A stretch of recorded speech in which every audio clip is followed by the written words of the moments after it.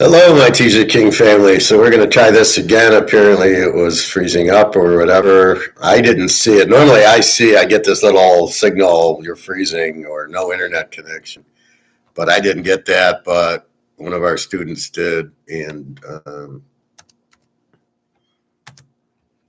wants me to restart, so I'm restarting. So we will see what happens. Hopefully, again, from my perspective, I know when my internet's out, it says internet interruption. But this time I did. So anyway, let's recap. Happy Thanksgiving. Hope you enjoyed. Friends and family and the football games. If we look at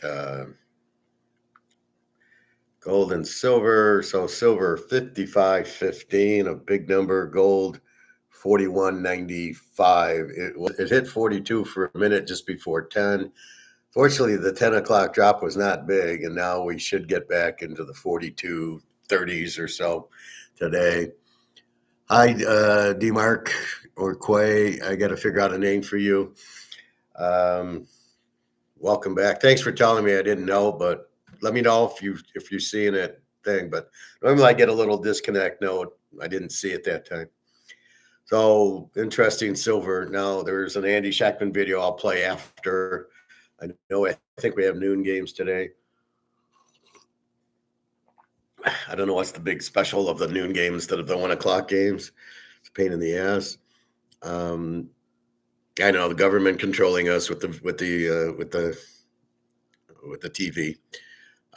Anyway, so yesterday, 3 winners, 3 games, 3 winners. My 10-team teaser's alive.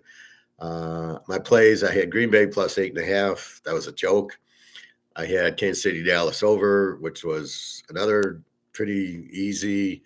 I think it ended 59, and I was over 46.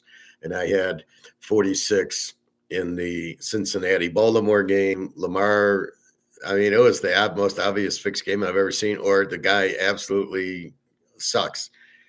It's a combination of both, I guess, but he was terrible. 5 fumbles in the game. It wasn't that cold out, and then Cincinnati didn't have any problems. So I got 6 field goals from Cincinnati. And so 32-14 was a 46. That's the number. So it's to me, it's a push. It's not a loss because they got to 46, and it's either a win or a loss. 3 underdogs won yesterday. Well, I'm not quite sure. Well, if you watch the games, Cincinnati was the better team. Dallas and KC was pretty even, and Green Bay was the better team. So the fact the points made them underdogs, that's why I bet Green Bay. I knew they were going to win. The issue was I didn't know what to do with KC Dallas. And I think KC was -3, but I didn't like them. And you've got to notice Dallas beating Philadelphia, it's 21-0, and then they came back, and all of a sudden, and it's 21-all, and then they win it, and they're causing fumbles. So you really have to see that Dallas is changing. I see it. There's certain teams that all of a sudden, like Cincinnati has a defense. When did they get a defense?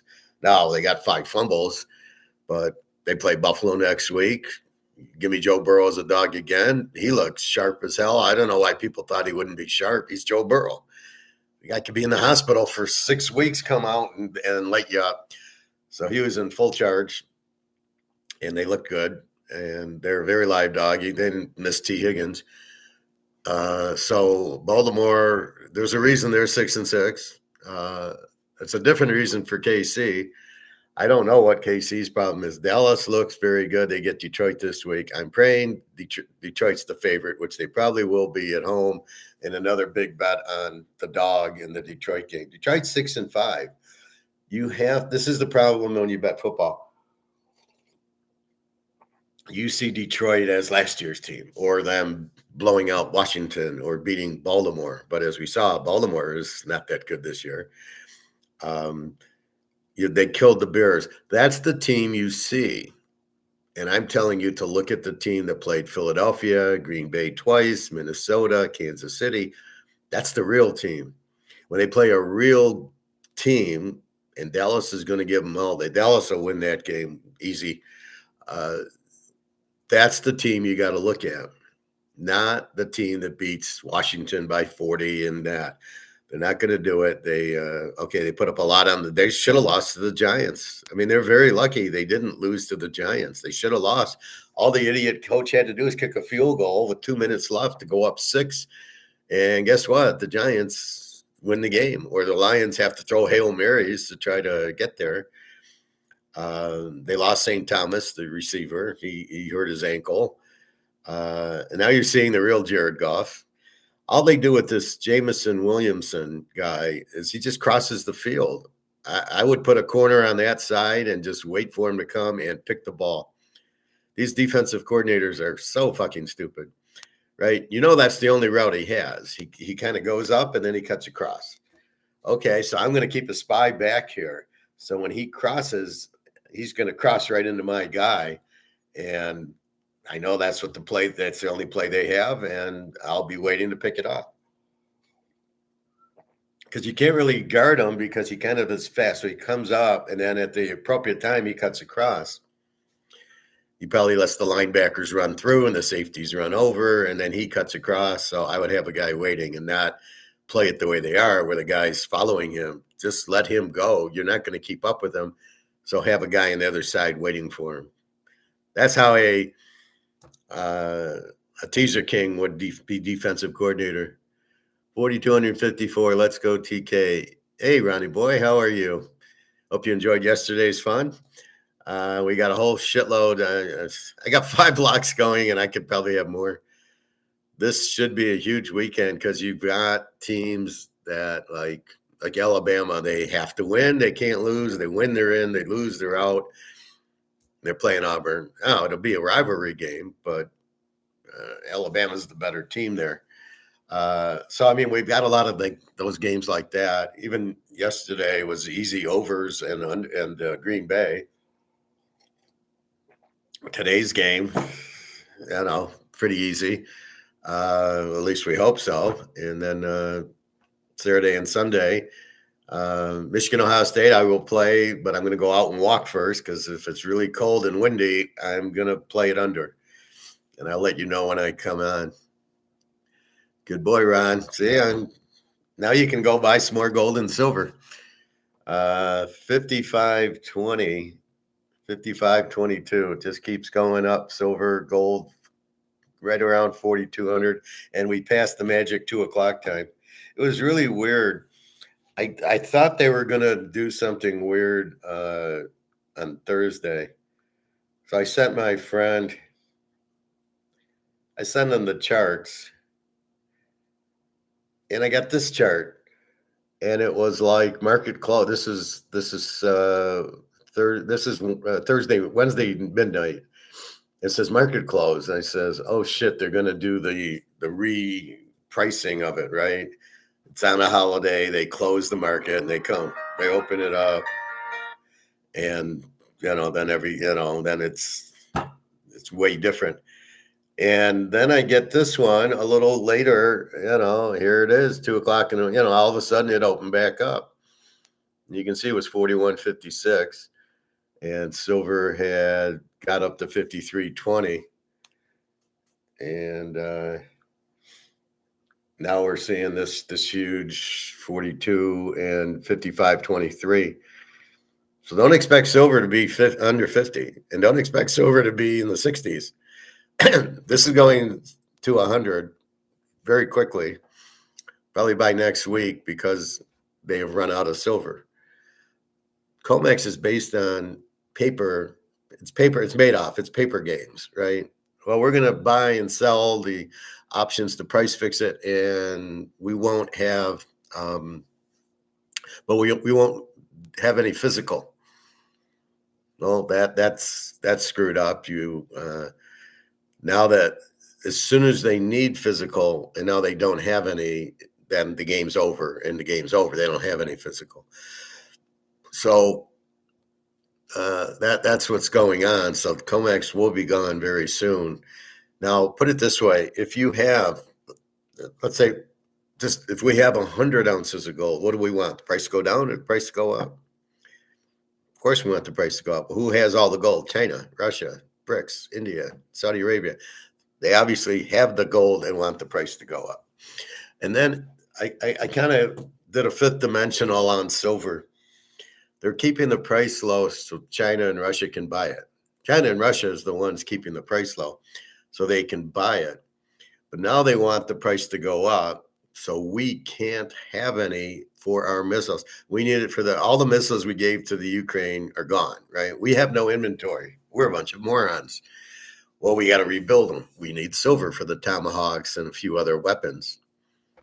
Guess who's going to raise that price? China. They're going to make it $500 an ounce. Go ahead and try to make your Tomahawks with $500 silver. And that's what this is. That's partly what it's about. Plus, they got a lot of silver. Russia's been buying it. And Putin's got one swimming pool of gold. He's probably got 2 swimming pools of silver. So they're just buying and buying and buying because they know what we know, that the dollar's worthless, and all the dollars will be worthless unless they're backed by gold. So they know this, so that's what they're doing. Anyway, let's see. Ron Rice, Gregor John. Thank you, Gregor John. Ron, last night, Chef's half point over, right? Yep. Just enough. I didn't know they were going to kick the field goal because there was a minute left. And you know how these coaches are, where they go and they just take they go for it on fourth down. And then, they just try to kill the clock. And Cincinnati kicked the field goal for us. I have in the 10-team teaser, I had 44.5. So I was really happy they kicked the field goal because the 10-team teaser's alive. I had KC over, and I had the Cincinnati over, and then I got, the games, most of my locks and a few others. So that'll be a real nice teaser if that one wins. How much the locks are for the day? Well, you buy by the week. So in other words, this week ends Monday night, and then the new week starts Tuesday and goes to Monday. So you're buying the whole week. So the locks are, let's say, $70. I think they're $75 for the weekend, and that covers all of them. Then you have, if you want the pros only or the college only, that's $75, and if you want all the picks plus the locks, is $100, but that's the whole week. And as Ron can tell you, it's a good value. So yeah, and again, the locks are really, it's 2 teams to a lock, so it's really 10 teams. Although I have a couple teams in 2 locks, so I think it's 7 or 8 separate teams. But then I use them in other games. So let's say I had the Cincinnati Baltimore over in a lock. With Kansas City, I also played it in a lock it's with our free play. Our free play is Texas, right? Yeah, Texas over with A&M today. That is a lock with the Cincinnati over. And that's a 30-unit lock. I love Texas over today. That's why it's the free play. So I'm trying to make you guys money for Thanksgiving and Christmas and everything. But that's where it is. So for $100, you get everything. And then if you just want the locks, it's $75. But it's well worth it. I don't know. I'm really into it. We've got it figured out. The first few weeks you don't know because of all these transfers. But once you get to this part of the season, we know, BYU has to win, and the Texas Tech has to win. These teams have to win to make the playoff or to get into their conference. So it makes it a lot easier, but we still have to, I don't like Oregon, even though they have to win. If Ohio State loses, they go into the playoff, but they're playing at Washington. So I'm not going to take Oregon because they have to win, because they're playing a really good team who would love to knock them off. So it only works when you're playing the weaker teams. Ron, I mix locks with my regular picks from you. Well, you should. And, like I say, the art of teasers, see, most people just bet football straight and they'll pick 4 or 5 games. And But the art of the teaser is when you find the lock, like the Texas over, you play them in at least two teasers because it's hard. You can't if you play two teasers and you got four picks, you go 3-1, you actually break even and lose juice. So you can't play $100 on this teaser and $100 on that teaser. You're going to lose $10.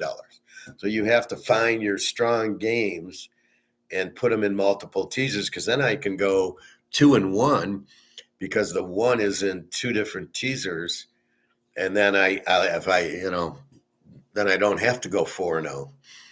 If I lock in two teasers with two other, that's three teams I'm playing for the price of four.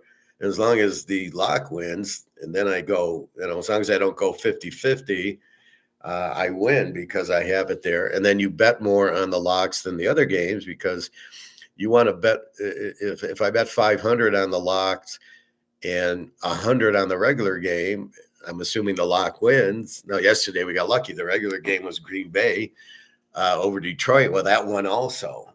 But that's the game I'm going, well, maybe they'll lose, but the lock will win. And that's kind of what happens. So that's the art of the teaser, which most people don't understand. A lot of people are so into these player props. I'm watching what was it? I think NBC before the game, and they're doing player props. Or no, it was the Dallas game.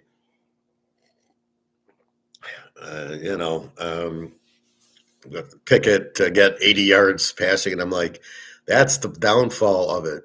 Oh, thank you, Ron. That's the point of it is don't do the player props. You don't know. I mean, look at the game. Lamar, what, you're going to player prop him to fumble the ball 5 times? You can maybe do Joe Burrow, but once you hit the fourth quarter, they just ran the ball. Once Baltimore threw another interception, Lamar is terrible. He's worse than Jalen Hurts. He's up there with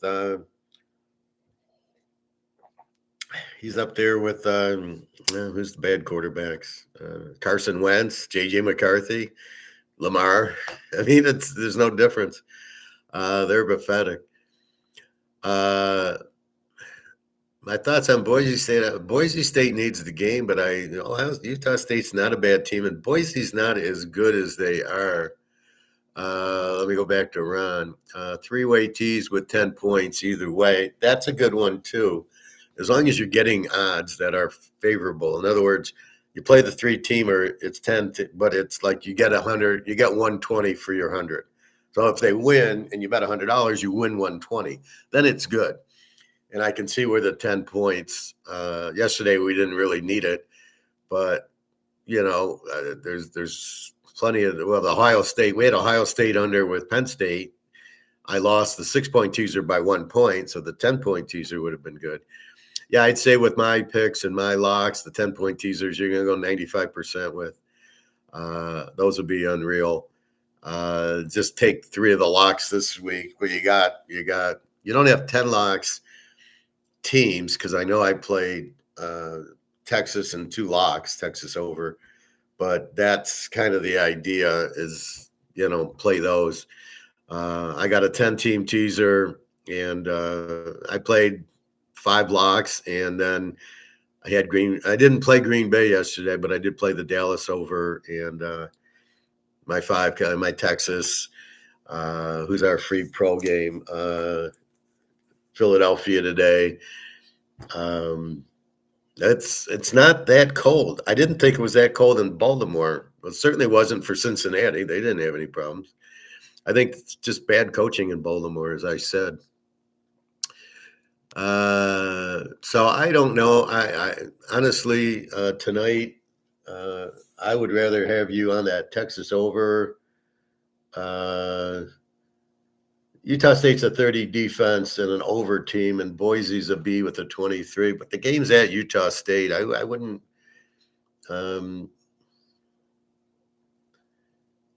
I'd rather see you play North Texas, who always win. They need the game. Or Utah, Kansas. Kansas has been faulting, and Utah has been playing really well. Dampier is such a good quarterback. I'd rather have you on those two. or of course the Texas over. That's good. Indiana, Purdue, I'm laying away from. I know it's a rivalry game. It's at Purdue, and they're laying 28. The way Indiana plays, they run the ball. They run the ball. It's hard to cover. And Purdue's played Notre Dame and USC, and I believe Ohio State. So they played big teams. So I would stay away. Now the other game, the late night game, Arizona State needs the game and then hopes that Texas Tech and BYU lose. Well, that ain't going to happen. Texas Tech and BYU aren't going to lose, but that's the only way Arizona State can get into the thing, because they did beat Utah, or they did beat Texas Tech, because when the Texas Tech quarterback was out. So Arizona State kind of needs it, and since they play early, Texas Tech's tomorrow, BYU's tomorrow, Utah's tonight. But that Utah must win. I mean, plain and simple. I mean, that's a good 10 teaser for you, Ron. Is Utah even? That's no problem at all.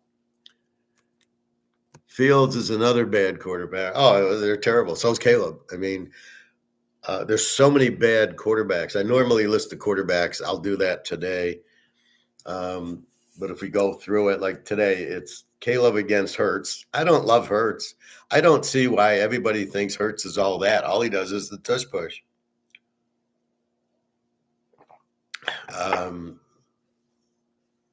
Baker is injured for Tampa. He might play. He's got a left shoulder. So I'm sure he'll play because he's really gutty and he wants to be out there. Their backup, I think, Teddy Bridgewater. But Baker is banged up. Atlanta has Cousins against the Jets, Tyrod Taylor.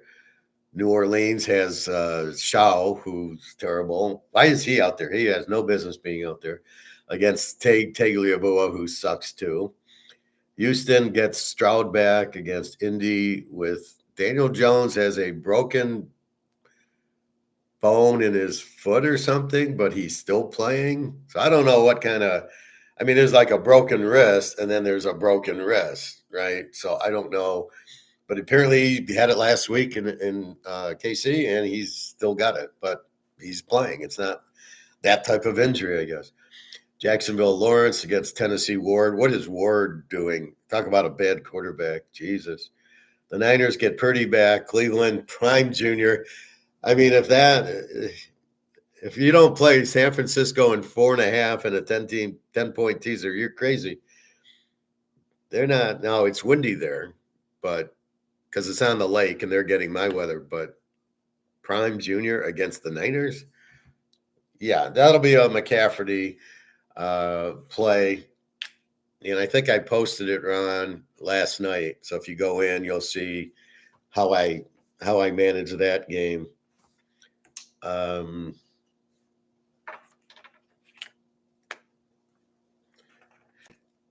Again, it's windy.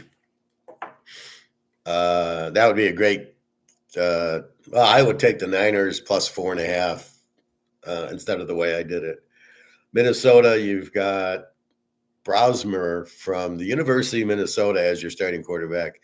J.D. McCarthy's hurt, as is the other guy, versus Seattle. Now, I think they made the line a little too high. The best way to attack these games when you don't have quarterbacks is to go under. People think, well, a quarterback I'm not going to play the game. You're missing the golden opportunity. Without quarterbacks, they're not going to score. And if they don't score, the game stays under. So it's an easy under versus trying to figure out the quarterbacks. Lesson number 17. Minnesota. So Seattle, great defense.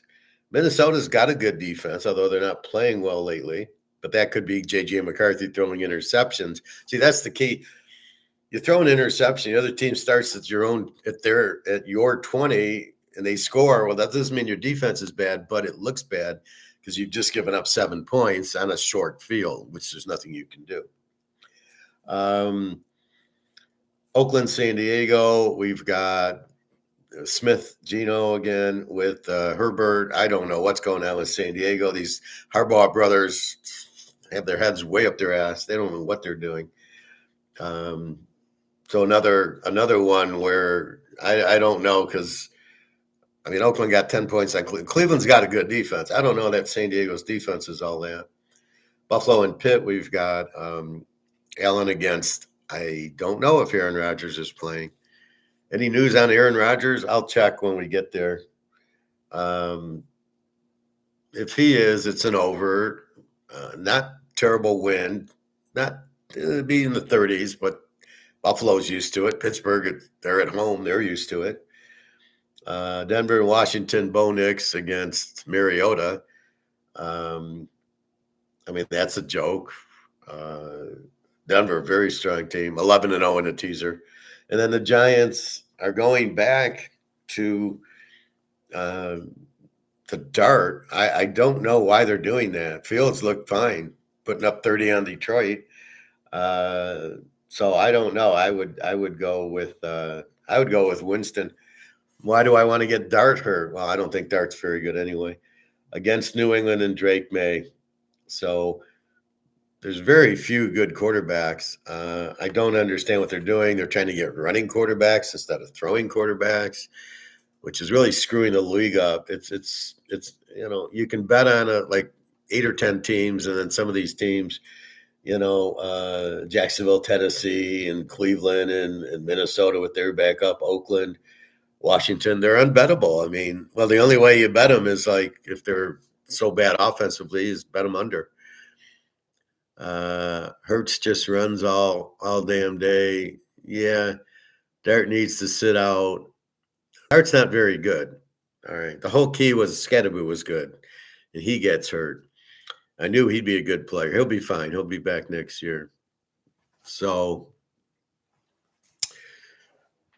let's look at the line for today, and then we'll talk money management for you, D-Mark. Gold right at 41.99, 55.47 silver. Today's Friday. I'd say by the end of next week it'll be over 60. You ever going to buy it? You better buy it now, because it'll be 100 soon, and then you're going to be wishing you would have bought it at 50 and at 20, as I've been yelling at everybody since before Alabama. So it's been at least 4 or 5 years that I'm yelling buy gold, buy silver, and it's just, I know what's going to happen. I'm not guessing on this. This isn't maybe. This isn't an estimate. This is actually what is going to happen. This is fact. This is what will happen. This is why it happened. We go to the Romans. We go to Germany. We go to France and England. We go all through history, and it's all the same thing. If you print your money too much, it loses its value. And what you do is you go to value, and gold and silver always have value because they can't be printed. It's a simple analysis. And once you understand that, and you get out a dollar because they're printing it to zero, and then you go into gold and silver because they can't print it. I mean, it's as simple, as fundamental as that. This they print, this they don't. What do you want to be in? The one that they don't print, that has to go up in value. And my one case with Alligator or Mark McGuire, where they think it's not the dollar going up, it's gold. It's not gold going up, it's the dollar going down. They're full of shit. It is gold going up and the dollar going down, but it's not the dollar going down pushing gold up. It's gold demand pushing gold up. All these BRICS countries want to buy it, and that's why the price is going up. The dollar is worthless. The dollar's lost 100% of its value. How the fuck is gold going up then? So real quickly, look at this scenario at fucking midnight.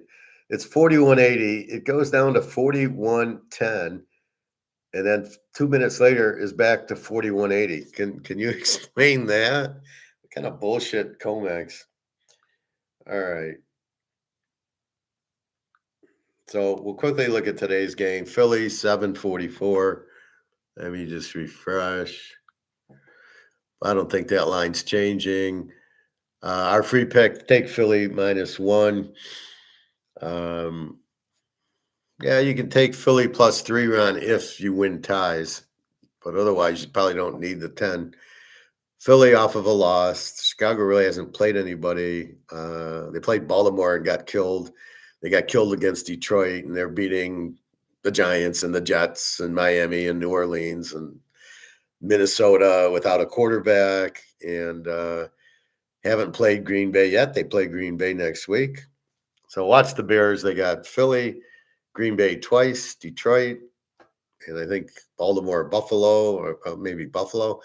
So yeah, 8-3. They're going to be 8-3. They're going to be 8 and something, for a while. Like Philly at home, and because they're off of a loss. It's supposed to be a little windy, so to be run and defense. And Chicago's 3 linebackers are out. And I don't see Caleb. Jalen Carter will just, this is the perfect matchup. Jalen Carter will just collapse the pocket. Caleb will run and hide. They're not going to let him run around, and he ain't going to find anybody open. I'm finding the refs are really irritating. All the penalties in that Kansas City Dallas game was a joke. It's not even that. It's when they call them. It's 4th and 8, and they or third and 15, and they call this bullshit. Oh, he's holding this jersey, and they call pass interference or holding. You've got to be kidding. You can't make those calls. What the fuck are you talking about? So anyway, that's today, and let's go to college. There's a lot of college, and I think they start.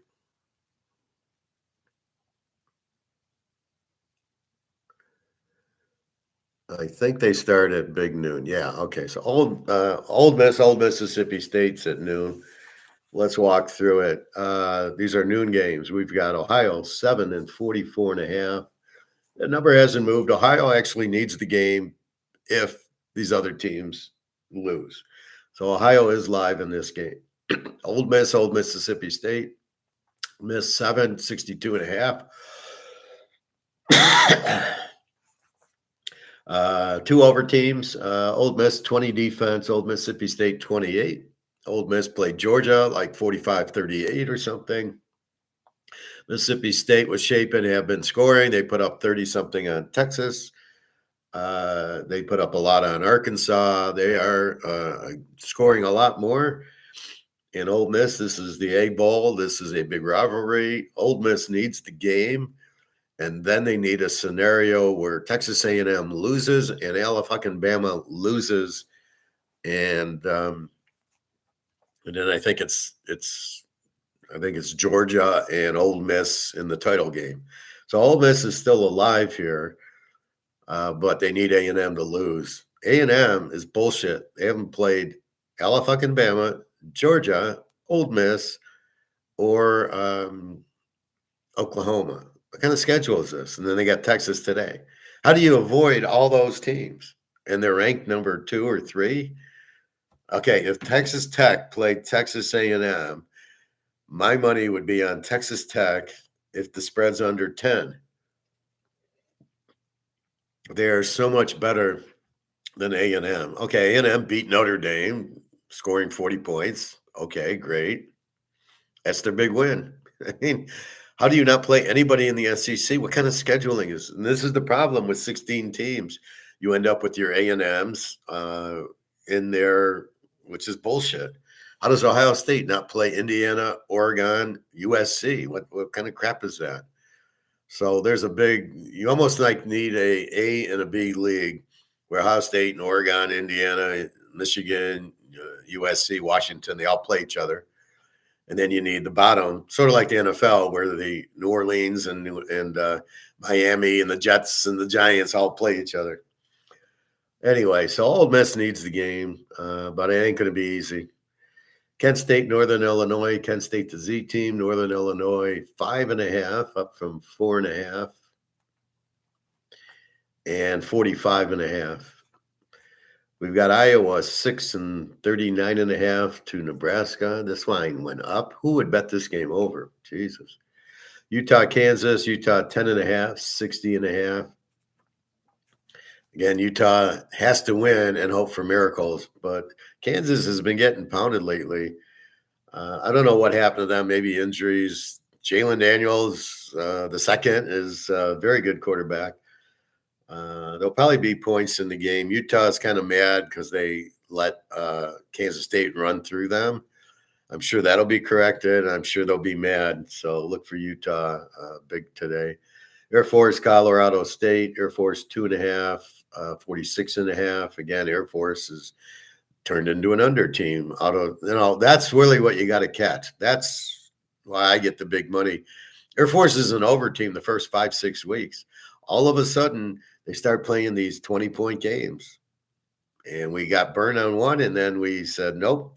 And we saw what was going on. And it's because I catch patterns that I'm able to catch these things. So all of a sudden, it's under, and then they play Army under. And next thing I know, we're locking them under, and they're like last week was under 60, and they lost 20-6 to New Mexico. They play at 26. We got it locked under 60. That's where my genius comes in. My fifth dimensional is reading patterns. So when I go through the last 5-6 games, and I'll see teams that are over. That's how I found Coastal Carolina. Who finds Coastal Carolina? Who's looking for Coastal Carolina? Me. And that's the key. So here you're looking at an Air Force team that's now not scoring, right? And playing good defense. All of a sudden, they're not an over team, they're an under team, even though statistically they're an over. So Vegas keeps making the number too high. This is 46.5, should probably be 39. But okay, we'll take it. So it's a double teaser, right? If you go under. Dart needs to sit out. Ron, showed my wife a roll with silver eagles that I bought for 600, worth 1,000 plus now. Yeah, I'm sure she'll be pretty happy. I hope you have a lot of gold and silver and you've been buying it, because it's really going to go up, and you really won't be able to, even if you can afford it. Okay, let's say silver's $100 an ounce. So now your 20 is going to cost you $2,000.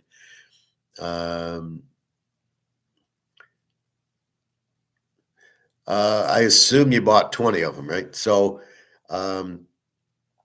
when it hits 100, it's now going to cost you $2,000 for the roll. Now you're going to buy 5 or 6 instead of the roll of 20.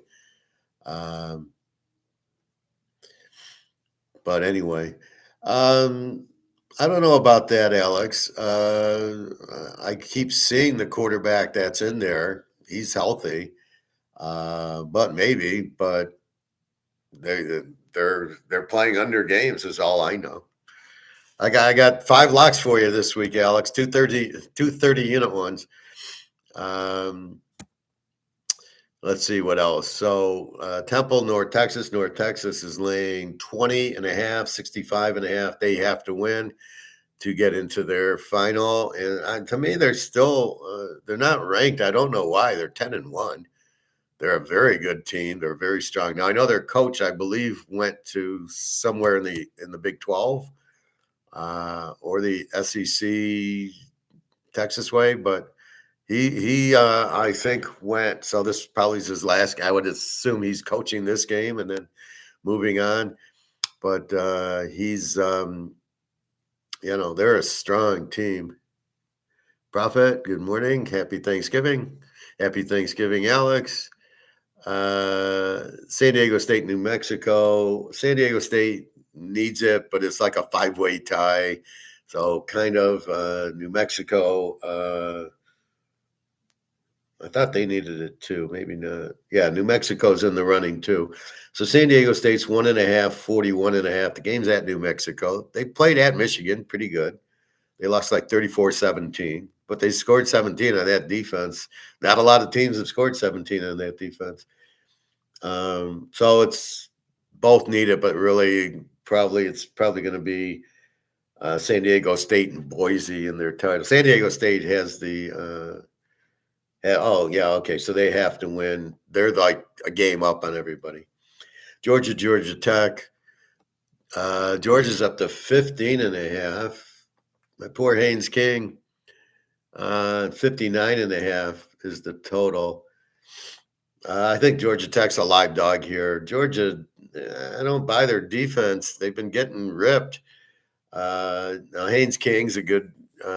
They lost last week because he threw a 100-yard pick six. So change that around, and Georgia Tech probably wins. So it's a big rivalry, and Georgia Tech plays them tough, and it's a lot of 21 points. That's a big number there. So, and I don't know. Georgia doesn't matter. They've got one loss in the SEC, and this is not an SEC game. So it's them against A&M. If A&M wins, then them. Although Alabama beat Georgia, so Alabama needs like a four-way tie. But from what I can tell, Alabama wins, they're in. They lose, they're out. So I guess if they win, then they're going to play A&M if A&M wins. But so Georgia, really, it doesn't matter for the conference. It does matter for the playoff, as they are 10-1 and don't want to go down. However, if Georgia Tech is 9-2, were to beat Georgia and go 10-2, I don't know if they'll get in the playoff, but they're a top 20 team, so we'll see. The Boise-Utah State game, Boise State, 2.5, 55.5 as we talked. This line was 3.5. Utah State, pretty explosive team. Boise a B with a 23. Utah State's problem is they got a 30 defense, total of 55.5. Yeah, I don't know. Utah State will come and play, that's for sure. They're not in it. No, they're not. I don't believe they're in there with a chance to win their division. A&M Texas, your free play. A&M 2.5, 52.5, up from 51.5. This is your free play. This is a lock with Cincinnati over yesterday. What can I say? Texas 4 times have given up 30 points to Georgia, to Mississippi State, to Vandy, and last week to Arkansas. And they started to score. A&M played an 80-pointer with Notre Dame, and they played an 80-pointer with Arkansas. There's not a lot of defense going to be played here, and I think both quarters. Texas will have a hard time stopping Reed. Maybe Arch is getting better or whatever, but they're starting to score more. There's no way. This is 51, and I can see it's not weather because it went up to 52. How's the weather in where Texas is? Is it okay, Alex? I'm assuming. Otherwise, it would be down to 49 or 48. But that's the only thing holding it. Otherwise, this thing will be 50 at halftime. But that's your free play. Indy and Purdue. Indy 28.5, 53.5. It's a rivalry game. Purdue, like I said, has played Notre Dame, USC, Ohio State. So this is going to be nothing new for them. And they're pretty good. Now they're outmanned, but Indiana just runs too much. I don't buy this Mendoza as the Heisman because they're undefeated because of their defense and their running, not because of Mendoza. He bailed them out against Penn State, but why were they losing to Penn State? Because he threw a pick. I don't buy this Mendoza at all. I think Purdue could keep the game relatively close because it's a rivalry, and they can onside kick and fake punt and all that, which they'll do. And so we'll see. But look for Purdue to come out pretty strong in this game. And then our last game, Arizona State. This is your 9 p.m. game tonight. Arizona 1.5, 47.5, hasn't moved. Arizona State's quarterback's out Levitt, but their backup is doing okay. They blew out a couple teams the last few. So I think this is fine. I think they're a very live dog, and they need it.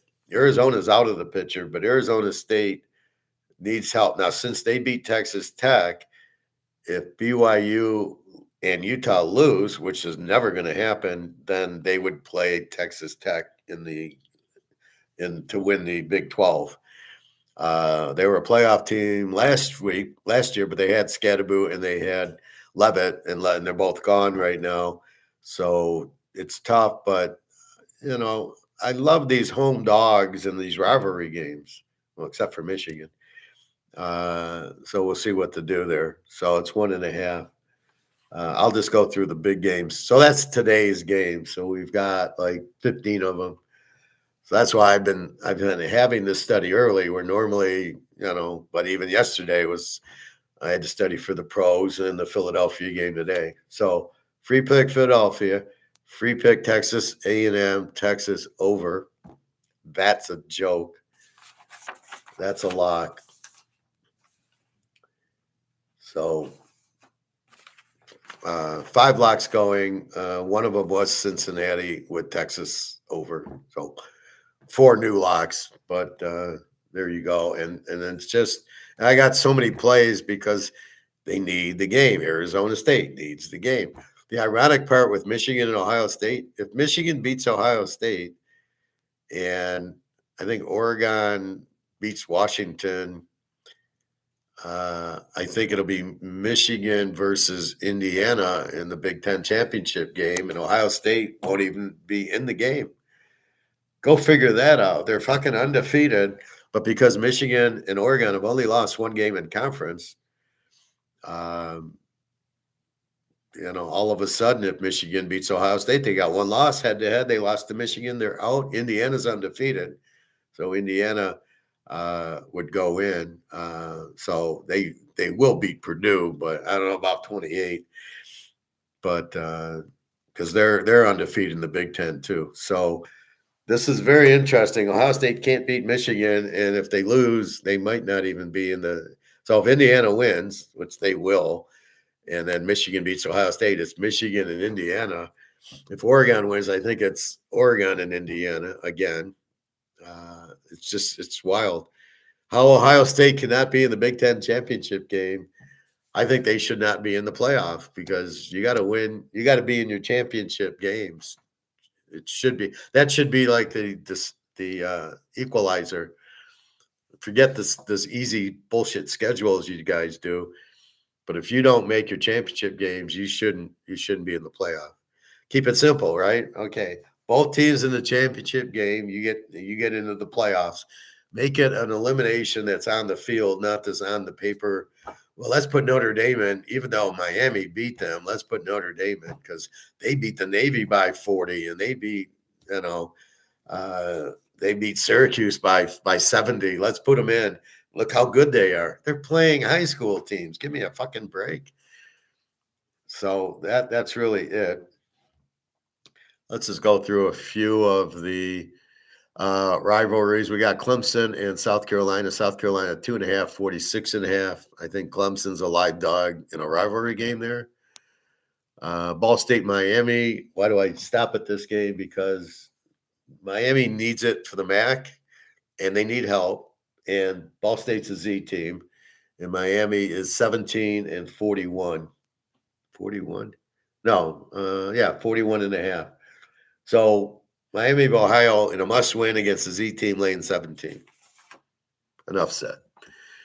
Ohio State, Michigan. Ohio State down to 9.5, 43.5. It was 44.5. You can probably still get 44.5.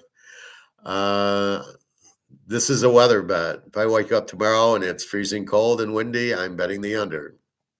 If it's not, then I'm not playing the game. Because every time I bet Ohio State under, they fuck me. So the guy knows the spread. 9.5. I have no intention of taking Ohio State here. They can't beat Michigan. I don't know why. They're very beatable. But the game's in Ann Arbor, and I'm not touching. Ryan Day has lost his mind against Michigan. They didn't play the way they played against Oregon and Notre Dame against Michigan. Like, can you explain why? So I think it's a matchup where Michigan stops their run and has good quarterbacks and gets pressure on the quarterback. So it's a Michigan defensive thing that kind of skews Ohio State. But apparently the Oregons and Notre Dames can't play this style of defense. Michigan, their quarterback's below average. He's a freshman. A freshman's never won this game, and you got 2 freshmen, so one of them's going to win. Michigan, both their starting running backs are out, so now they got the 3rd stringer, and he looked pretty good against Maryland last week. I don't know. The receivers from Ohio State both got banged up. They were sat out last week. I don't know how good they are this week, but they're going to play. Michigan will take away the freshman guy, and Ohio State's going to have all sorts of problems like they always do. Like you keep thinking, oh, okay, this year Ohio State will win 34-0. Nah, won't happen. Not a chance. All right. Texas Tech, West Virginia. Texas Tech winning. They're in. They're 10-1. Lost to Arizona State, which keeps Arizona State alive. Texas Tech 23.5, 52.5. West Virginia is a pretty bad team. Tech just destroys everybody. They got an NFL defense with a NFL quarterback and an NFL running back. Morton is a very good quarterback. Should go high in the draft, and their defense is just killer. I mean, they could probably beat the Raiders. I know I got a lot of Oakland fans here, but they're much better than the Raiders. Miami and Pitt. Apparently, Miami can't do anything here. Even if they beat Pitt, it's Virginia and SMU who own the win and they're in, and that's the title. The winner, I think, goes to the playoff, and so plenty of incentive for Virginia and SMU. Virginia gets Virginia Tech, who stinks, and SMU's got somebody who stinks too. SMU, where are they? I don't know. We'll find them as we go through. So the game's at Pitt. Miami's a 7-point favorite. It's going to be cold. It's going to be windy. Miami won't like it. Pitt just beat my Georgia Techs. So I wouldn't ignore Pitt here. Very live home dog, I think. Let's see. UCF at BYU. BYU 17.5 win, and they're in their conference final. It's a 1:00 game. Utah's on today. Texas Tech's on at 1 also. Arizona State's tonight. So BYU, regardless of anything that happens, just win and you're in. They're going to kill UCF. This is the Herman Munster. They're going to kill them. They're going to kill them. They're going to kill them. BYU, a very strong team, very strong defense. And, UCF is not very good at all. I don't like the coach thinking Joe Burrow was going to be a safety. So Joe Burrow knocks on your door. Yeah, I'd like to be your starting quarterback. No, we're going to make you a safety. Yeah, I'll see you later. I'm going to go to LSU and then become a pro, and good luck with that safety thing. What a fucking idiot. Scott Frost going to make him a safety. Oh, my God.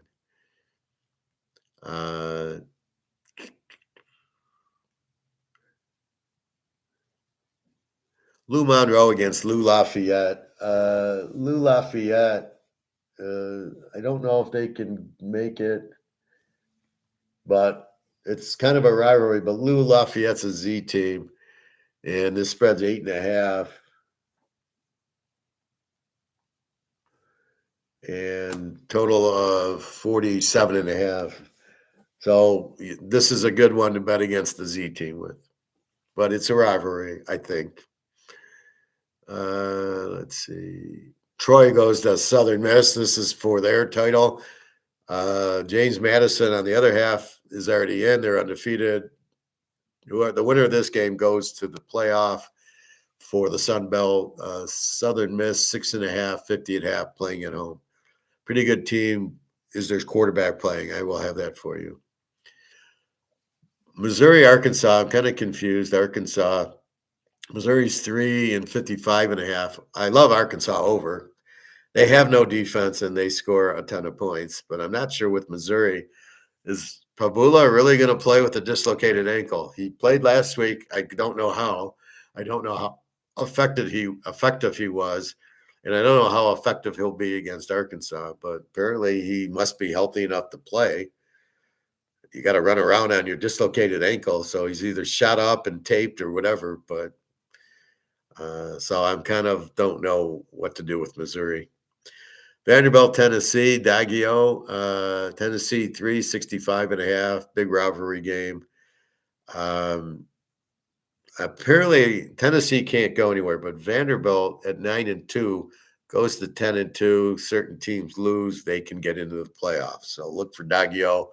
He threw for 450 last week. Look for another big game, and look for Joey Aguilar to have a big game. So this should be lights out. Total 365.5. Oregon, Washington. Oregon needs to win to have a chance at the Big Ten championship game. It doesn't matter. A win, they're in the playoffs. However, Washington, Oregon 6.5, 51.5. This is a rivalry from Bo Nix and Penix when Washington beat them twice and went to the playoff, and Oregon didn't get in a couple of years ago. Washington has their number, and it's at Washington. I do not like Dante Moore to go into Washington and win the game, even though Oregon needs it. I don't think they're going to get it. I like Washington here. LSU, Oklahoma. Oklahoma's playing well. LSU, they have no offense. Oklahoma 10.5, 36.5. I love the under in the game, but it's kind of low. But Oklahoma, the way when I watched them at the end of that Alabama game, they're all excited. It is not they're going to be flat. It's they're taking that momentum. Oklahoma won't lose again. Maybe in the playoff. The quarterbacks, but they have the killer defense. And LSU, they couldn't score on Alabama. They're not going to score here. This will be a shutout for Oklahoma. Maybe they get 7. Definitely like Oklahoma here. Oh. I hate when I hit it and it zooms it up. Okay. Let's see. James Madison against our Coastal Carolina. Again, James Madison's already in the Sun Belt. Coastal Carolina is playing well, but I'm not going to fuck with James Madison here. James Madison, 21.5, 53.5. I don't know if James Madison can get into the playoff. Right now, it's going to Tulane. I would take James Madison over Tulane all day. Very good team. So I don't want to bet against the James Madison with the Coastal. Florida State, another rivalry with teams that both suck. Florida's 1.5, 49.5. I would tease the dog in this game. This is where this was in the late 70s, I believe. I played 23 teasers, all rivalry games, all dogs in the rivalry game. So I would have played Florida State here, Georgia Tech, Kansas State. I took the dog in every game, and I won 22 out of 23.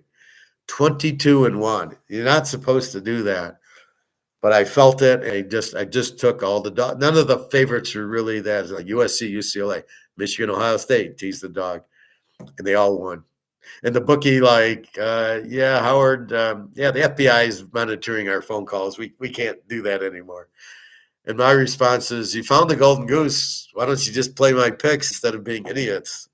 Understanding that I know how to do this and most people don't. And that's all. The bookie wants all the idiots. Oh, most people are going to lose. So when they see me, they don't know what to do with me. And they probably aren't betting. They're just trying to book and know that most people are going to lose. So when they get a guy like me, they know I'm not going to lose. They just get scared. But those were the good old days when you could play the dogs in the rivalries and just clean up. Oregon State, Washington State, Virginia Tech, Virginia. Virginia needs the game to win the ACC and go into the playoff if they win it. So they win this game. They're in the game. They're laying 8.5, 52.5 to a weak Virginia Tech team. Charlotte, Tulane. I've thought about this. Tulane, 29.5, 52.5. They're the best team of 5 of the non-power conference, whatever that means. I don't know what a power conference means. And they got Charlotte, the Z team. Now, Georgia beat them 35-3 last week, which I was calling for a 60-point Georgia game. So I hope Georgia Tech covers today out of spite for Georgia. But I didn't bet Georgia last week. Tulane, so you lay 23 against the Z team. Tulane wants to look, I don't know. I assume Tulane's going to play because they want to be the at-large team of 5 over San Diego State, over James Madison. If they lose, they're probably out. Alabama against Auburn. Alabama 5.5, 46.5. The Iron Bowl in Auburn. Alabama wins and they're in. They lose and they're out. It's as simple as that. So, Alabama. USC, UCLA. USC 21.5, 59.5. I think this would be very high scoring. UCLA gives up 40, 50 points a game, and they're starting to score with the new offensive coordinator. USC, they lost to Oregon. It was a real strange game. Oregon kicks a field goal, hits the upright. USC's going to get the ball. They call some sort of the guy jumped over the center, which to me is legal, I thought. I don't know what's legal or illegal anymore on these field goal attempts. And they get a new set, and then uh, Oregon scores and gets back up 14. So USC would have had him if they didn't call that penalty, which you would have thought the guy jumping over the center would have known that on the field goal. Anyway, big rivalry, but UCLA does not have a defense. USC is going to feast tomorrow. Northwestern Illinois. This is a big rivalry, and I think Northwestern is a very live dog in the game. They've been playing well. They played Michigan well. Illinois, they've had their moments, and then they lost to Wisconsin. And like which team's showing up? But this is another big rivalry. This is another tease the dog. SMU Cal, SMU 13.5, 53.5. They need to win to get into the ACC. They win and they're in the playoff. And they'll play Virginia. If they both win, they've got the seed. If they lose, then Pitt can beat Miami and get in, I believe. And Virginia just has to beat Virginia Tech. Vegas and Nevada, another rivalry. Vegas 7.5, 53.5. I like Vegas here. They need to win to have a chance at their division, and they're just so much more powerful than Nevada. What do we got here? We've got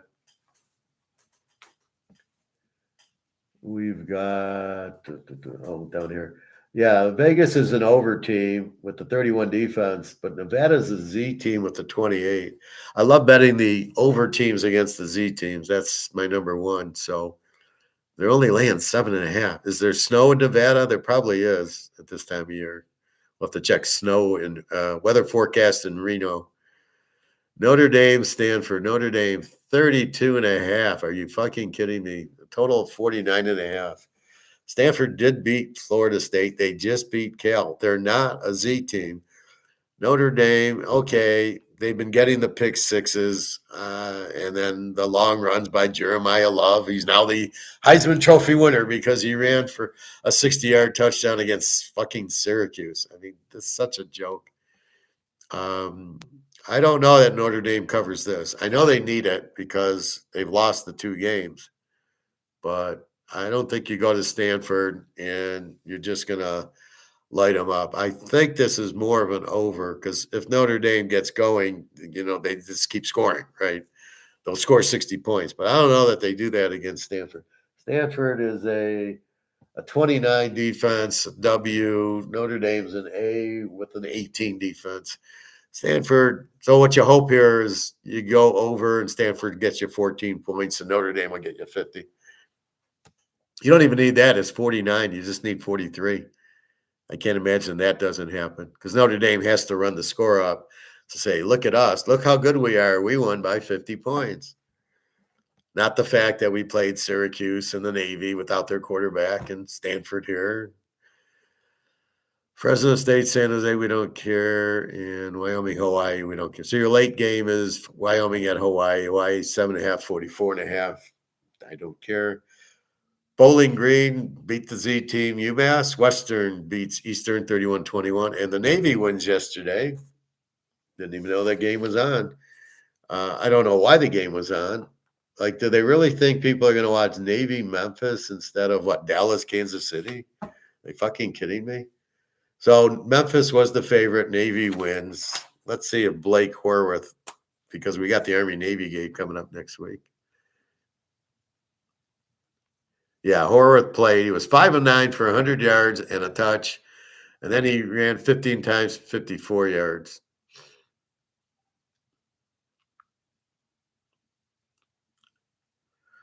So that's your college. Now, we've got a request on money management.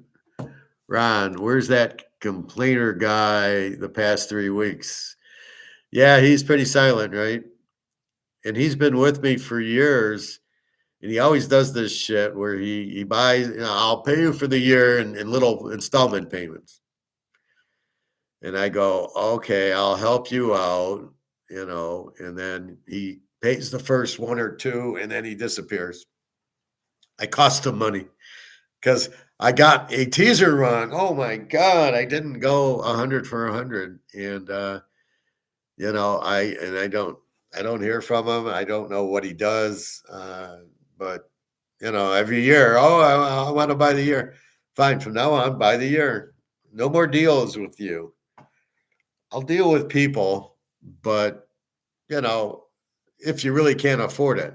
Some people piss me off because they cry, and then they said, "Oh, I just bought a Rolex." You bought a fucking Rolex? Did I win you that much money? And then no tip, and you wanted a discount. But I won you so much money, or you have a lot of money that you bought a Rolex. Okay, go fuck off. I don't understand people like that. This is, as honest as you can be and open and, walking through the games, teaching you golden economics. And I'm the guy you want to fuck over? Really? Wow. So I don't know. I see all kinds here. Profit. I think Michigan keeps it close here. I think the proper way to bet this game's under. I think Ohio State's got such a strong defense. I think Michigan apparently has a strong defense. Michigan's defense is a 17, but let's do a last five on this. Problem with Ohio State, they score so much. So you're scared of Ohio State. If we look at the last five, and again, I'm not sure of the receivers.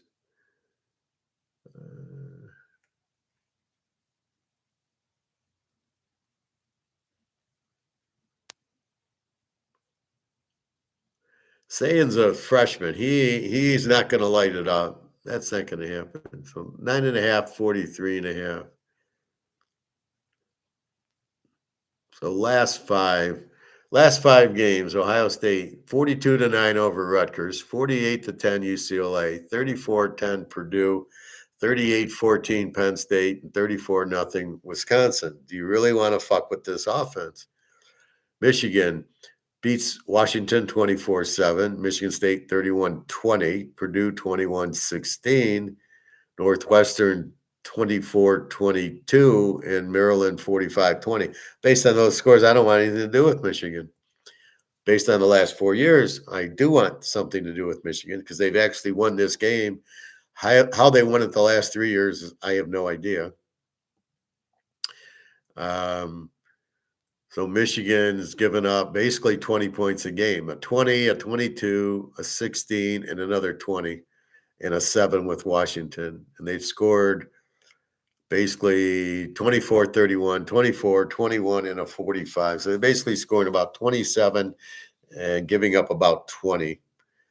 They're not really giving up 17. And these are to Maryland, Northwestern, Purdue, and Michigan State. These are not good offenses. When we look at Ohio State, what can you say? 0, 14, 10, 10, 9. You don't score on them.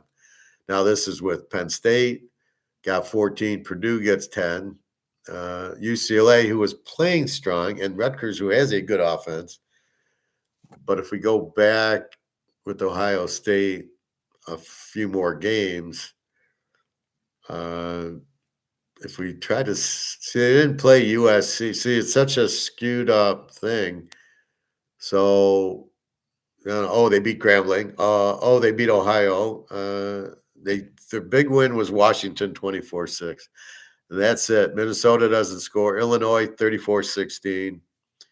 Wisconsin, no offense, shuts them out. Penn State, they get 14 on them on a fumble. So really they got 7. Purdue gets 10. UCLA, who's been scoring a little, 10, and Rutgers 9. So you're not scoring on them. The question is, how much do they score on Michigan? And Michigan's defense hasn't looked. This would be in a normal game. This would be Ohio State -4 lock. But they have it in their mind they can't beat them. If I look at all of Michigan's games,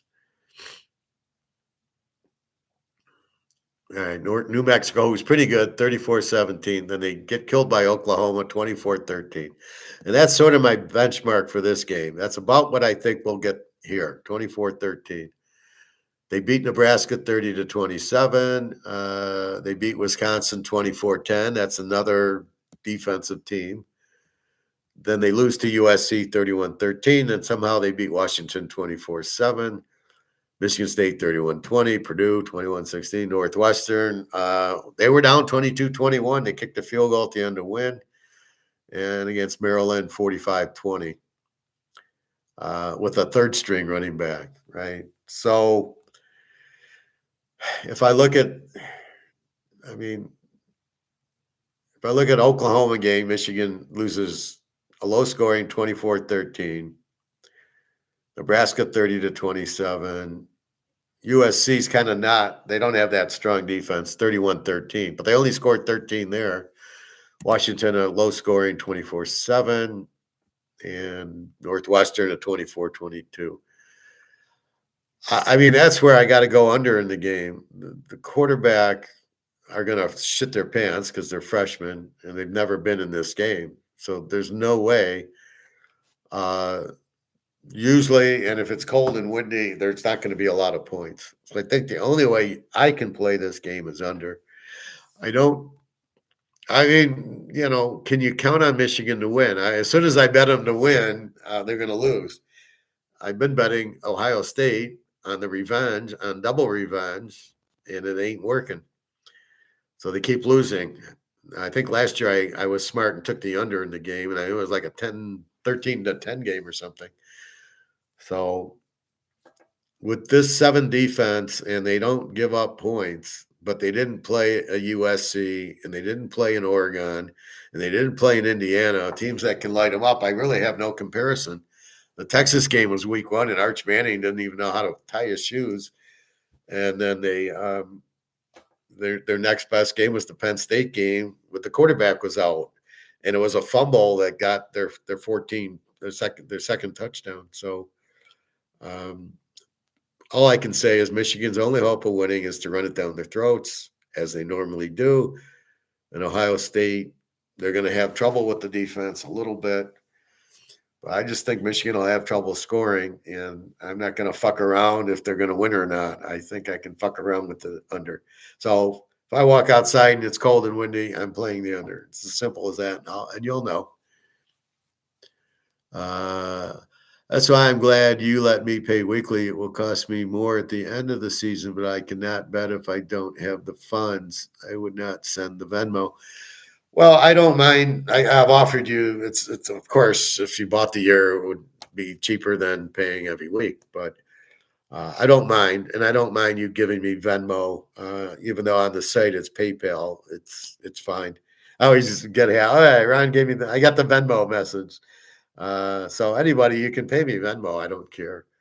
It's probably easier. I don't know the tax implications like on PayPal,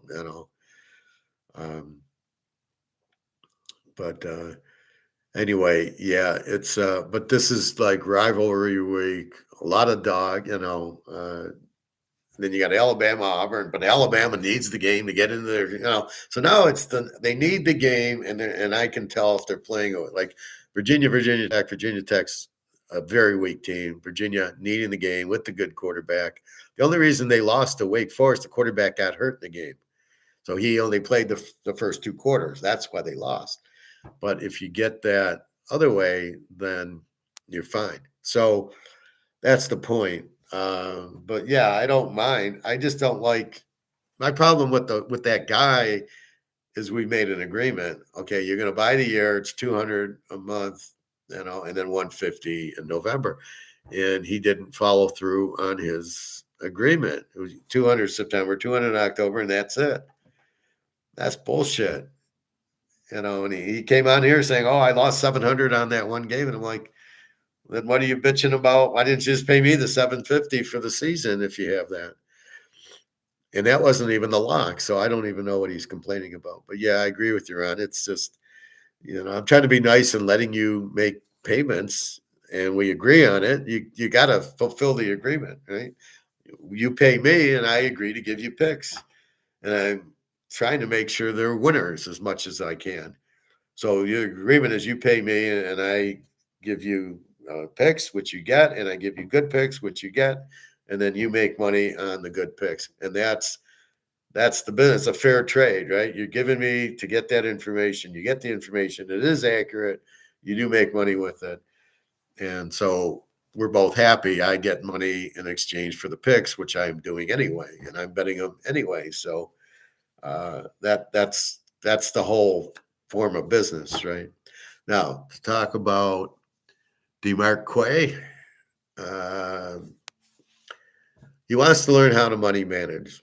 So how do you money manage? Well, first you have the money you can afford to lose. So if I have 5 grand, let's say you got 5 grand. If I lose it, I can still pay rent and feed the kids and make my bills. This is like extra money I have. And this has got to be extra money. This cannot be, oh shit, I can't eat or I can't pay rent if I don't have this money. Okay.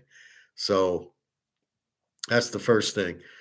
And then you bet very small amounts and build the bankroll and then start betting bigger. So, like I say, in the beginning of the year, it's smaller bets because we're trying to figure out the games so we can be better at it and learn the teams because of all these NIL. And you start with your 5,000. So maybe you're betting 50 a game or 100 a game. You're not betting 5,000 on a game. You're betting 50 or 100. Okay, we won this week. Oh, we lost this week. We lost that week. We won this week. Oh, he's starting. We're figuring out the teams. He's starting to win more. Now my 5,000 is 6,000. Now I can start betting 200 a game. And if we got a good lock, maybe 300. And then we slowly increase the bet and build the bankroll. The key to gambling is building the bankroll as it is in stocks. What are we doing in gold? We're building the bankroll. So we're hoarding. We're buying more. Here's a maple leaf. So we're trying to buy. We're building the bankroll this way. We can afford so much gold and silver, and as we get paid, we buy more. And as the price goes up, we got to buy less because it's costing us more. If you play stocks, it's the same thing. What can I afford to lose? And the key that nobody does is, when do I get out of the stock? What am I in the stock for? I'm in Nvidia. Oh, okay. Oh, wait, it's going down. I better get out while it's going down. No, you have to have the game plan. If you buy a stock and it's 100 and it goes to 1, you make your set. What do you think it's worth? I mean, this is the problem. Nobody knows what they're doing playing stocks. They don't know what the values are, right? I buy a stock for 100. What is your out? 120, 150, 200. What do you think the stock's worth? And will it get there? Because you don't even know if it'll get there because it's all made off. It's all price fixed. As we saw Michael Douglas, Blue Star wants this or Blue Jet wants that. And then the price goes up and it's all manipulated. So I don't play that game. I played gold stocks. I would buy 1,000 shares of a Newmont Mining at 40. When at 10 o'clock, it went down. And as soon as it started going up and went up a couple, then I bought. So I knew every day at 10 it's going down. And then about 10:30, 11, it's going to turn and it's going to start going up because it's all fixed and it's all options. And so as soon as it started going up, I'd buy, and then I'd let it run a little bit, and then maybe I'd make 50, 60 cents on the 1,000 shares, $500-$600. As soon as it started flattening or going down, I'm out. I didn't care if it flattened and then went back up. That wasn't the object. The object was, I know I'm playing in a fixed league, and therefore I got to take my profit. So if I get 500 a day, that's what I would do. And then I went into buying the physical silver and gold, and I know that is never a sellout. But the money management should be, I have to know when to start and stop. That's why I grade the teams. I got to know who I'm betting on and why. If you don't know that, you can't even bet. If you're betting, you shouldn't even be betting. If you're betting on player props, you're an idiot, because the only way I would possibly play player props is betting against the defense I'm playing. So in other words, if I'm betting like against Philadelphia today, I'm betting all the Bears to go under because they're not going to score on it. However, if you're playing the Lions, I could bet the receivers to go over. But that's really what you're looking at. You're looking at what you can afford to lose, and then you've got to understand why you're betting the team. That's why I tell you they're an A team or a Z team, or they are an over team. Like Texas A&M. Why are we betting the game? Because it's going to be high scoring. And we like the line at 51. And as long as it's not a tornado in Texas, we'll be okay. And so, I guarantee you Texas wins the game because they're a home dog. And I guarantee you it's going to be 80-point game because these teams don't have defense and they're scoring a lot. So that's the purpose of the bet is both teams score a lot, their defenses are weak, and the line is only 51. So we're only at 45. This will be halftime. Halftime 24-21 in this game. I would be shocked if it's not. And that's why we're betting the game. How much we bet is based on our bankroll. It's a lock I told you with Cincinnati over yesterday. And Cincinnati just covered, so we'll take it in a weird game. 5 fumbles by Baltimore.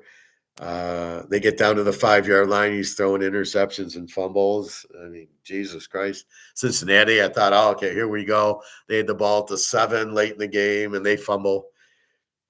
And all I wanted, just give me the field goal, and I thought I wasn't going to get it. But that's the key. And then it's how much do you bet? But why are you betting? If you don't have a why am I betting the game, that's the hard part. The easy part is figuring out how much to bet. Well, my bankroll is 5,000. I'll bet 100 or 200 on it. That's how you're betting on these games. You're not betting $1,000, 2,000 unless your bankroll starts growing. Now, if your bankroll gets to 10 grand and then you see a big lock, then you can make $1,000, $1,500 bet. It won't bother you because you're up 10 grand. I did that with the Florida State Oklahoma game, 1980 Orange Bowl. Ron Simmons was on Florida State, and the spread was, I think, 7. I took Florida State in a lock plus 13 with the Michigan-Auburn game. And Michigan loses like 7-6, and I had Michigan in like 10-11. And then I got Florida State in 13 for $2,000 in the 70s when $2,000 was real money. And the game ended 17-16. Oklahoma won, I believe, at the end. They scored on one of the wishbones and then the 2-point conversion. And I knew it was gold. And that's what you do with the lock when it was such a strong lock. I loved it. And it was, that's how you play it. But I was up a lot. Again, I hit 22 out of 23 on rivalry weekend. There was weeks I go 17-0, and I did that once. I'm at the grocery store at Farmer Jack's, and I bet then I was 16, 17, and I bet 17 games. I won all 17.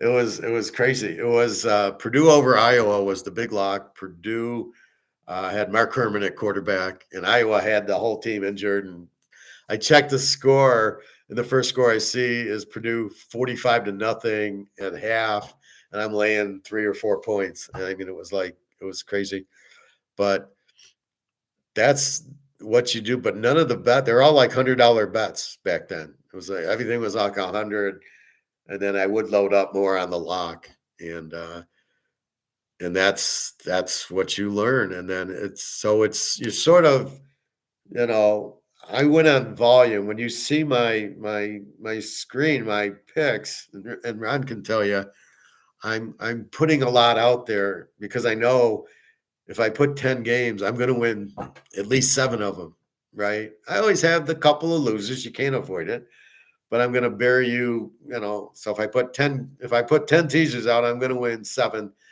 and lose 3. And I'm going to win money because I'm going to win 700 and lose 300. I'm going to win 400. And once in a while, as the 17-0 is, I hit them all. I go 17-0. I'll play. So I played 17 plays, figuring I'm going to go 12-5, and hitting the lock that Purdue over Iowa lock big. And it was Doc's lock of the year. So back then in the 70s, there was a handicapper called Doc. And I had a guy, Ron, in Florida, who would mail me his picks. And Doc had his lock of the year Purdue over Iowa, and Iowa sucked back then. And so that one I pounded pretty good. But the other 17, it was just like here. It's all the trends. But that's why I bet so much. I don't know if people understand that when you get my picks and you see all these picks. I don't think you understand. It's because I know I'm going to go 12-4. And sometimes I run the table and I go 10-0. That happens about 4 times a year. But mostly it's I'm going to win most. Well, look at the last 3-4 weeks. I had a loser here and there, but the locks last week, the locks went. I had 8 locks. They went 7-1, and the only lock I lost is the damn Tennessee over. But that's the point. But I play the volume and play it what you can afford. They might be $50 or $100 games, and you play them, and then you you're going to win volume. Because I'm such a good handicapper, then I know I'm gonna have that loser, and I'm always trying to get rid of that loser. I know I'm gonna have 2-3 losers, but then I'm gonna have, like yesterday, I thought I'd have a loser, but I got the field goal at the end. I went 3-0, and today we got Philly's the free play, and Texas is the free play. So I might go 1-1 on those, but I am expecting to hit both of those. Philly off the loss, and Texas A&M, as I've explained, they're both over teams with weak defenses, and the total's 51. I mean, that's, so I want to bet a lot of that because it's today, and then I see the games tomorrow, and I got more locks and teams that need it. So that's the theory, and the money management is what can I afford to lose? So let's say it's $5,000. And if you're working, it's you keep getting money in, so it depends on where you're at. But it's not about winning a million. It's about it's about the bankroll is $5,000. Let's get it to 10. That's what it's about. And then as you bet in the beginning, you might bet 25, 50 a game, and then as you get going, now it's 100, 200 a game, and it's a big lock. That's going to be 300 or 400 or maybe 500. I got 2 30-unit locks. I would be betting 500 on those if my bankroll was 7-8 grand right now, right? So it's all proportionate, but it's like playing craps. You're not going to play $1,000 on the pass line, right? If you come to the table, so let's go back. We're in the 80s, and it's $10 craps, and you come to the table maybe with $200-300. Well, you're paying $10-15 a pass and the full odds, and then you might play pass line numbers, but you're not betting $500 on the pass and on the numbers. You're just doing $10-20, and then as you're going, if you get a hot table, now they're $25 bets, and maybe they get up to $50 bets.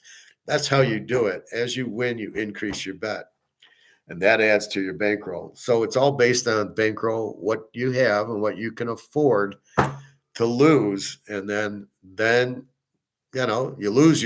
If you think that I'm going to go 100%, you're out of your mind. It can't be done. I can do it 3 or 4 weeks of the year. I run the table, and in the pros, I'll be running the table very soon, maybe this week, because now I've got the bastards figured out. I've done my last 5, and now I know, like Washington. Washington was a 27 defense, but I do last five games, they're 34 defense. Penix gone, Mariota sucks. And so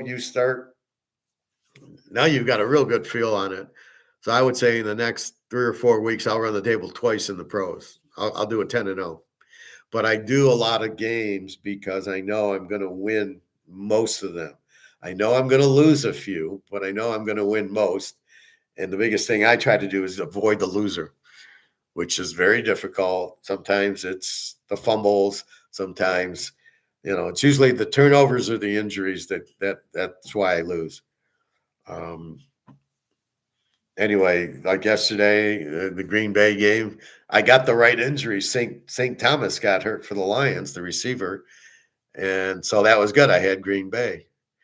And then in the KC Dallas game, I didn't have any injuries. I didn't have bad turnovers, and I had Mahomes. And Dallas with this 5-man line, Dallas is going to kill Detroit.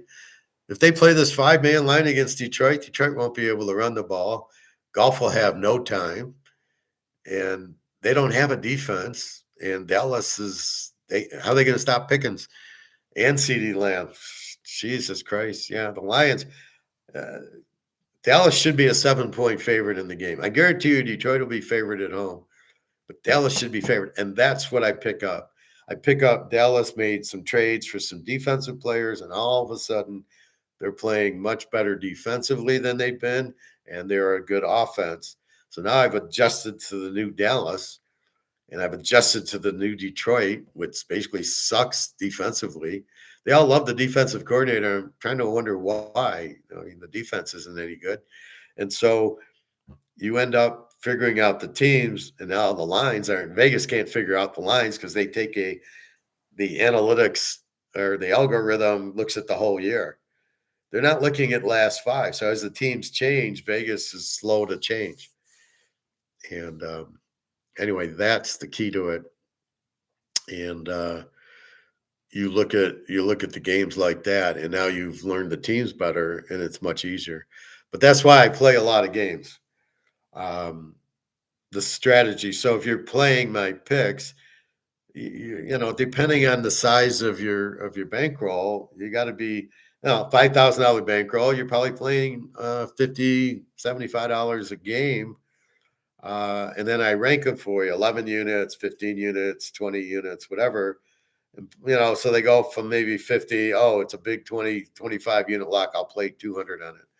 That's all you're trying to do. And you're just trying to build the bankroll up. So that's money management. It's trying to grow your bankroll, and it's trying to limit your losses and play the good picks. So I'm giving you a bunch of good picks, and I'm giving you a lot. And I know I'm going to lose some because it's impossible to win them all. And I figure if I give you 10 picks, I'll probably win 7. You'll probably have 3 losers, so you'll be net plus 4. And that's the idea. That's the thesis behind it. And then as I get more comfortable with the teams and the reason why we're betting, I then go maybe 8-2. Once in a while, I have a 10-0 run, but 8-2 or 7-3.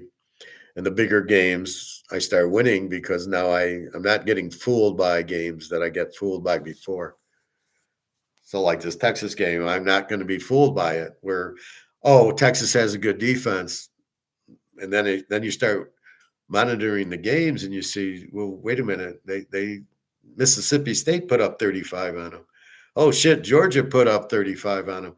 They don't have the killer defense, and here comes Marcel Reed. He's going to light them up. You know that. He lit up Notre Dame. He lit up everybody. And so then that's where you kind of get the point that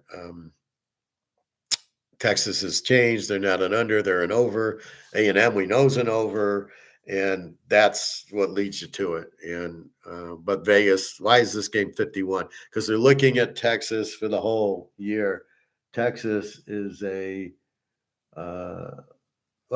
a 24 defense, Texas a 26, if you believe that. And I'm not even sure. No, Texas is probably an 18 defense when you look at the whole year average. But I got them as a 26 because I'm looking last 5. So they've gone from an 18 to a 26, but Vegas still has them as an 18.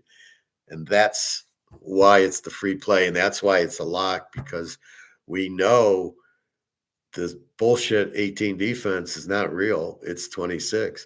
And so we start seeing that, and then we go, oh, this line's way, that's why we make our lines. And we go, no, this is a 60-point game, and I get it for 51, and I tease it to 45.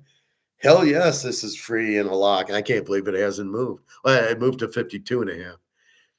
This is a no-brainer. This is the easiest game on the board for everything this week is this game. Yeah, I can figure it out, but most people can't. They look at the game and they're, oh, I'm going to bet Arch Manning because he can win the Heisman because his dad won the Heisman or whatever, whatever bullshit. So that's money management. It's you've got to have money. So what you need is a bankroll. What can I afford to lose? And then it's I have after the bankroll, why am I doing anything? Why am I playing stock? Why am I buying Disney stock or Coke stock or any of those? Why am I buying it? Well, you got to learn to read the financials to analyze the stock like you analyze the game. Well, it's a good performing stock, but do people like it? Are they making? Because it's all an auction, the stock market. So it's based on the popularity of the thing. That's why everybody runs into Nivea and Amazon and Microsoft and those just because it's popular, but they're way overvalued. The value of the company is 200 and the stock price is 400. Well, that doesn't make sense. The value of the company is only 200, but nobody knows that. They're just buying it because other people are buying it. And so in football, we understand the teams, AZ, over, under, and then when we get the matchup, and then when we get the good line, then it's a bet. That's why we're betting it. So now we know the reason. So that's the hard part. And then the easy part is if the line's fucked up, then what do we bet? Maybe we make a little bit more, but because we're betting a lot of games, we got to, it's $50 or $100 a game. And we go from there. Now, if you're a big shooter, if you're a $50,000 bankroll, yeah, you're probably betting $1,000 a game with 2 or 3 on the locks. And you're going to bet a lot, but you're going to win 7 out of 10 or 8 out of 10 or 9-1. And that's the theory. We're going to win a lot because we know we're looking at Sunbelt, we being me and the professor. I'm looking at all the conferences. So we're winning on Coastal Carolina because I can understand and read and figure out the puzzle in the Sun Belt and the Big Ten and this. So when I tell you, be careful on Michigan, Ohio State, it's because Ohio State lost 4 in a row. We've got to respect that. They obviously have a problem playing Michigan, so you'd be careful. I would not play Ohio State -4. It might win. They might finally win. If they don't win now, I don't know when they're ever going to win because they got a freshman quarterback. But I see this as Michigan will have trouble scoring on this 7 defense. And, I don't know. But this is a war. This is rivalry. It's in Ann Arbor. You just got to be careful. The only way to play this game's under. And again, I haven't played it, and I might just because it's a big game and I'm going to watch it and I'm going to I've won overs on the game. I've won unders on the game. I teased the dog from 1969 to when Bo was gone. It was always a under. It was always a tease the dog game, and I wouldn't be surprised if it is again this year. The reason Michigan got good is they stole Ohio State's offense and defense. So Bo comes in. He used to be an offensive coach for Woody. So he knew all the offense. He knew all the way Ohio State played. So he brings it to Michigan. So when they play, they each knew their other team's offense and defense. And so that's why the games were always tight. And Bo made a big deal about beating them. And so it was a very emotional game, very hard hitting. And you would have very low scores. Man, the unders in those days, you'd clean up on them.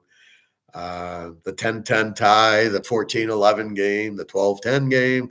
I mean, so you had all these extremely low scoring, close games and just tease the dog away. And that's basically what you're looking for are games like that. But if teams know the other team's offense and defense, like Army Navy, it's always low scoring. Army Navy next week will be under. I don't care what this, we'll see what the total is, but it's an under because they both practice the other team's plays, so they know them. But that's what it is. So that's what money management is. It's about basically how to win. I give you the how to win and who to play, and then you make the bets. But the concept is he's going to give me 10 games, but he's going to win 7 of them. And some days, I think my worst weeks, I go like I'll have a 6-5 week.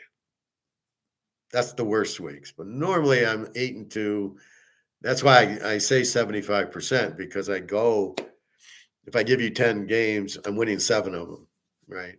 And some weeks I go 10-0, but I very rarely have under like, well, I'll do a 5-6. That happens like once a year.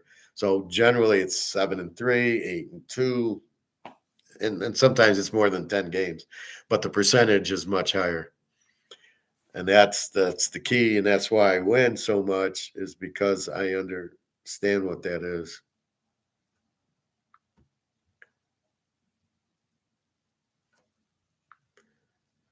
Okay.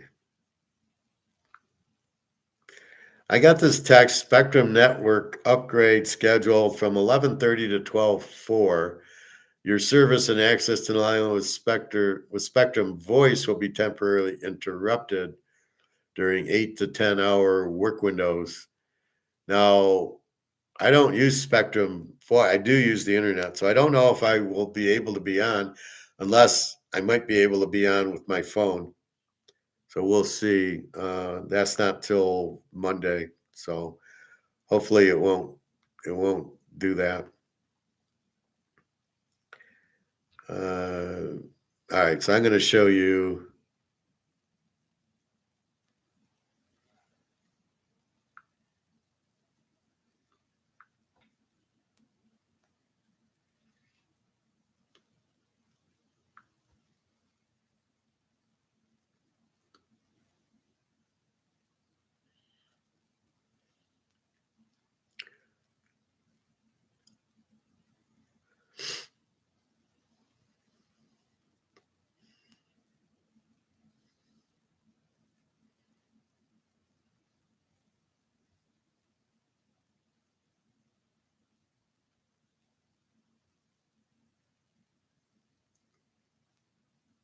All right. So I'm going to show you this Andy Scheckman.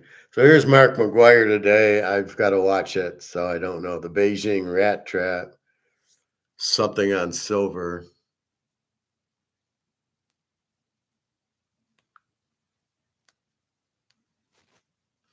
All right, so here's a little of Andy Scheckman. I don't like Andy Scheckman doesn't know what he's talking about, but I get info from him like he's saying there's no more silver. So we're going to watch just 12 minutes, probably 5 minutes of this. Ron Wires. The maple leaf is over 1,000 now. Are you talking the silver 1 ounce silver maple leafs 1,000? But is that what the FX rate? I don't know what that means. Even platinum is killing it today. That's why I think it's good that these betting sites only let you bet what you deposited. Sure. 56.11. So it's 56.11 equaling to $1,000. Are you talking a 1 ounce maple leaf, Ron? And you're saying that's $1,000? And is that due to the FX rate between the US and Canada? Canadian? But yeah, silver 56.11. Oh, you're gonna see 75, 100. You're gonna see $1,000 silver. So this is just we're taking the elevator ride up. And you know, I hope you've bought silver. It was $20, $25, $30 for a long time. And the problem is people without without understanding it's going to 100, you're not buying. You should be buying it every day.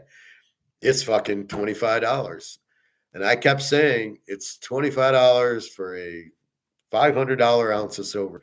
And it's $2,000 for a $20,000 ounce of gold. And I kept saying that and saying it and saying it because I know that's where it's headed. And it's not a guess. It's not an opinion. That's where it's going. This is a tenth of an ounce. Yeah, this is a tenth of an ounce. It's about 500 now. I got it for initially for about 200. And you notice it's sealed, so it's really an uncirculated coin. So it's actually theoretically worth more, but in our world, it's a tenth of an ounce of gold's a tenth of an ounce, so it's almost 500. So I paid two, but it's yeah, the quarter ounce. It's probably about 1,200 now, 11 something. Yeah, it's a tenth of an ounce. But it's always nice to get gold. You get more, and it's undervalued. I mean, that's the thing.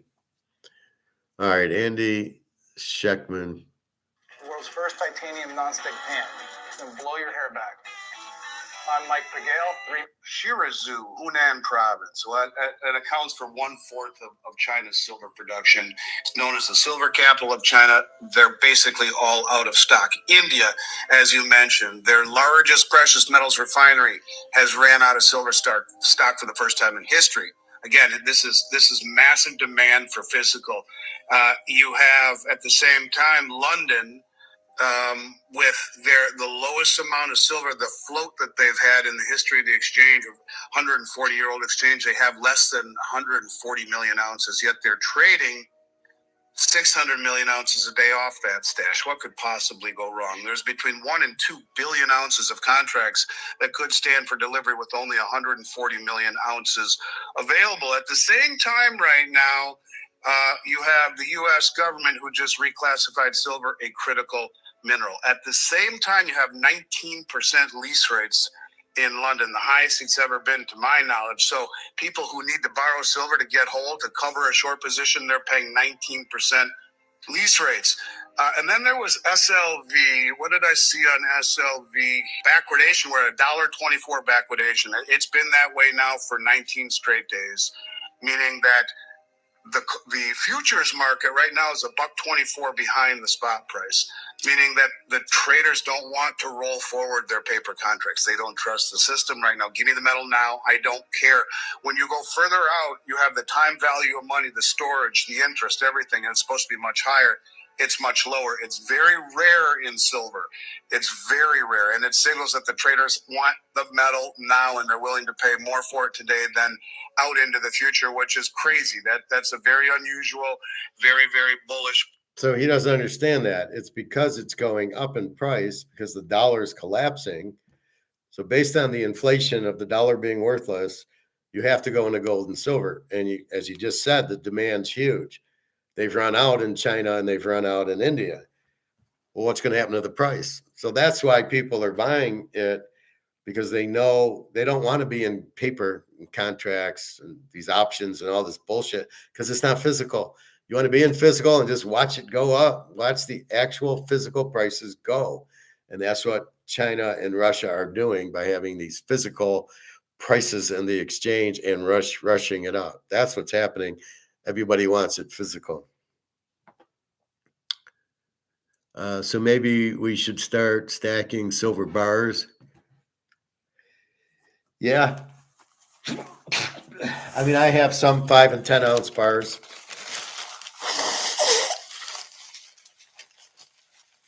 I think you want a bit of both. I think you want 10 ounce bars, some 5 ounce bars, and the 1 ounce. And the 1 ounce is just easier to take. When it hits $100 an ounce, you take 10 ounces, you get $1,000. You take a 10 ounce, or let's say you take 2 ounces, you get $200, $300.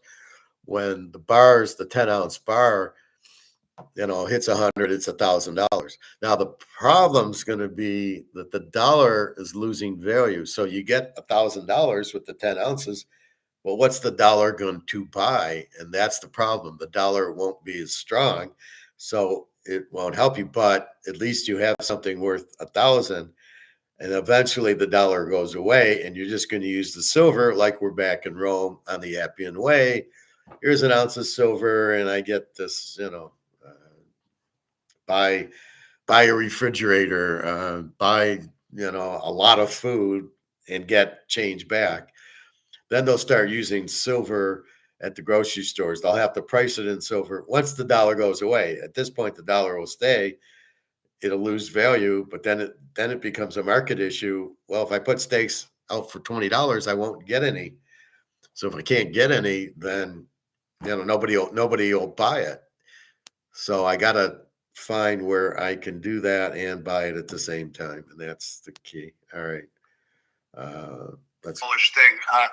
I don't remember exactly what I read on SLV, other than to say that there's virtually no shares available to borrow, and the borrowing cost of those shares has gone through the roof. So SLV is something that can be shorted, which is stupid as hell. And of course, it's run by BlackRock and JP Morgan. JP Morgan, who paid a $920 million fine to the Justice Department for spoofing the market, is still allowed to be the custodian of this largest silver trust. okay, but we know that, so we're going to use that to our advantage. They're keeping the price down. We're going to buy. They want to keep the price down for us.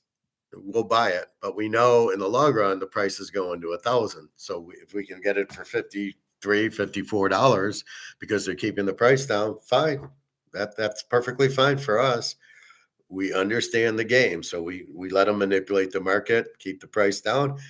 But it's a worldwide. This is the thing this Sheckman doesn't understand. This is worldwide. This is BRICS, Asia. This is China, Russia.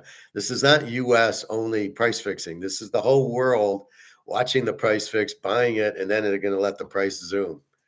That's what he doesn't understand. But the borrowing fee to borrow it, and there's a huge short position, is through the roof. You're screwed if you have to borrow it to cover. And there's virtually no shares available. So you put it all together, you got massive drawdowns in London. You have massive deliveries into New York. You have places like the London Metals Exchange with their lowest float ever. Silver becoming impossible to find in China and in India. You have China flying around the world as the second largest producer.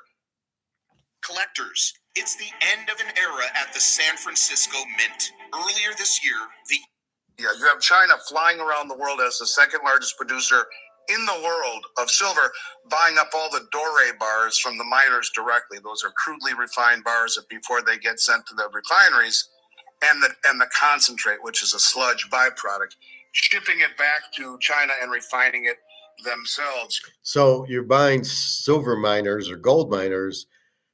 They won't have any inventory. So when silver hits $1,000 an ounce, you think the stock's going to go up. Well, if China's buying all their inventory, then how are they going to, why would their value go up if they don't have the silver and the gold to have? So let's say you're counting on 500,000 ounces of silver. Wait, China just bought it all. You have none. It's a mine. You can't just find some more. So that's the other argument about buying gold and silver miners. You think, oh, the price will go up, their inventory will go up if they have any more inventory. The inventory is being bought by China and Russia, so they won't have inventory to make their stocks go up. Be careful. You have backwardation, which is something that is very unusual and has been for 3 straight weeks now. You have lease rates going to the moon. You have SLV borrow rates going to the moon, and no shares available. I don't know, man. People say he's talking this, but I'm telling you, when the U.S. government reclassified silver as a critical mineral, they just put a floor under it and told you it's important. And all the central banks that are now buying it, Saudi Arabia just bought a huge stash. India has bought 600 or 700 or 800 million ounces over the last half decade. No one knows the exact amount, but massive amounts. They can't even find it. You have Russia adding it to their strategic stockpile. You have it disappearing. Ask your buddy Keith Newmeyer, who I know is a friend of the show. He'll tell you. He's told me personally a million times, and I hear him saying it publicly from time to time. The real mining ratio is 7-1 right now, not the 80-1 price ratio crap that we're looking at. And it was 16-1 for 5,000 years. In every single metric, silver is the buying opportunity of a generation, period. And I don't care what anyone says. I'm not talking my book. When you manipulate a market for as long as the West has based upon illusionary paper product, that works until people say, hey, you know what? Give me the real shit, period. I want it now. And I don't want your paper promises anymore. And when that happens, not only does it blow up the silver and gold market, Daryl, but the banks that are behind this are the biggest commercial banks in the world. It has the power to disrupt the entire financial system, because if they don't trust them on a default or failure to deliver in metal, what does it mean about all the other derivatives and all of the other things they have their fingers in. These banks don't just play in metals and that's it. They play in everything financial. So when you're talking some of the biggest banks in the world, it is a existential threat to some of them. And maybe that's why we're seeing all the metal coming back to the United States. Could it be that the banks here in the United States are going to get net long and let the banks in? The banks they're buying silver to cover these options because people are taking delivery. That's why the silver is coming in, because you have to pay physical on COMEX, right? So if I short COMEX and then China buys it and then asks for delivery, that's why the silver is coming in to deliver to China. So everything they get goes right out to China or Russia, whoever is asking for delivery on COMEX. So that's why the silver is coming in. What an idiot this guy is. Europe hold the bag. I mean, that's what Tom Luongo talks about. And then maybe they get long, give the metal to the Exchange Stabilization Fund, to the U.S. government who buys it from them to restock our stockpiles, which we don't have any silver, but now it's a critical mineral, so we better have some. Could it be that's what it's about? Could it be all that gold coming back, that Judy's right, they're going to back the treasury market? I mean, I don't know, but you put all these dots together and they sure become a compelling thought experiment. And this is what I mean. Am I stupid to say this, or is it just, it's too logical for it to not to have some form of validity? In my heart, I believe it does. It's an asset that is disappearing in nature. It's like your skin epidermis. It's found in nature in a form called epithermal, real near the surface. Big deposits were found ages ago. We've been running a 1 to 200 million ounce shortfall for the last 5 years in a row. We're about 1 billion ounces short between supply and demand. And you said something at the beginning there, the industrial, the monetary. Think about it. What commodities have plurality in use?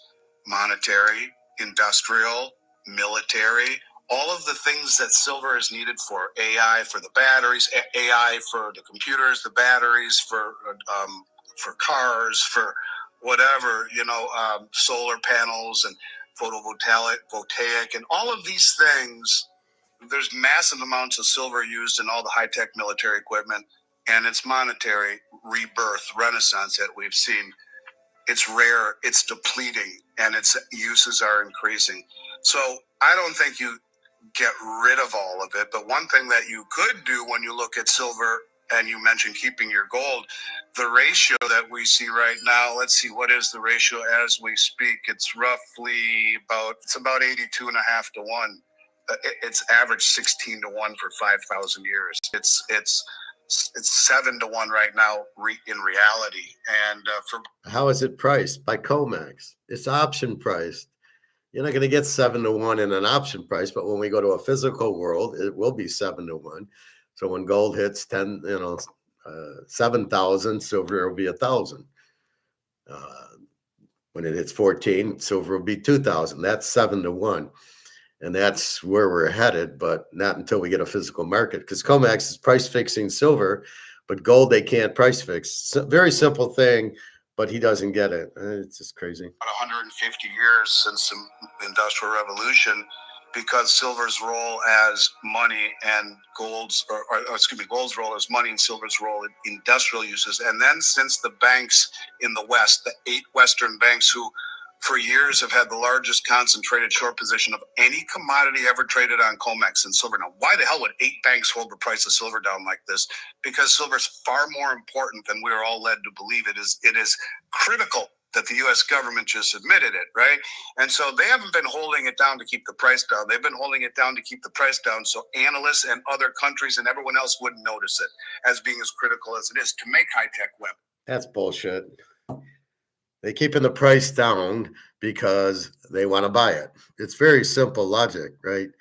I want to buy silver. Oh, you can do an option and lower the price for me? Great. You do that. I'll buy it at $25, $30, $35 an ounce. Thank you very much. That's why they're doing it. I don't know why it's so hard for him. So people won't notice it. Well, everybody notices it. I mean, that's such a stupid comment. But again, it's not the U.S. keeping the price down. COMEX is Asia, Europe, and the U.S. So that means the world is keeping the price down because Asia obviously knows about it and Europe obviously knows about it. This is where this guy goes over his head. He doesn't get it. COMEX is worldwide. It's not just the U.S. pricing silver, so nobody else notices it, so we can make Tomahawk missiles with it. They all know what it is, and we just been keeping it down, but that's gone now. We could only do it in paper. Once they started asking for delivery of the physical, then that shot the whole thing up, and that's where we're at now. So that's where I'm going to end it. Let's take a look at gold and silver. There's nothing else. He really is a little bit lost. He's a little confused. Let's see. I keep thinking today's Saturday. There we go. 42.07 gold, 55.62. I thought it was 56. Ron, did it 56? Oh, it went down a little, I guess. Oh, here it is, 56.08. 56.08 and 42.07. So pretty good, nice looking numbers. Let's just say we're glad we own it already, and we're just sitting back watching it go up. If you're in stocks and Bitcoin, you're sitting there sweating as it goes down, or it's about to go down. The stock market's about to crash, and Bitcoin's been crashing. So you don't see 120,000 anymore. You saw 85. So what are you doing? You're sweating in those because they're not real. Bitcoin's not real. You don't even know what it looks like. You don't have it. You can't put it in your hands. So you got to be careful with that. All right. So I will leave you with that. $56 silver, 42.07 gold.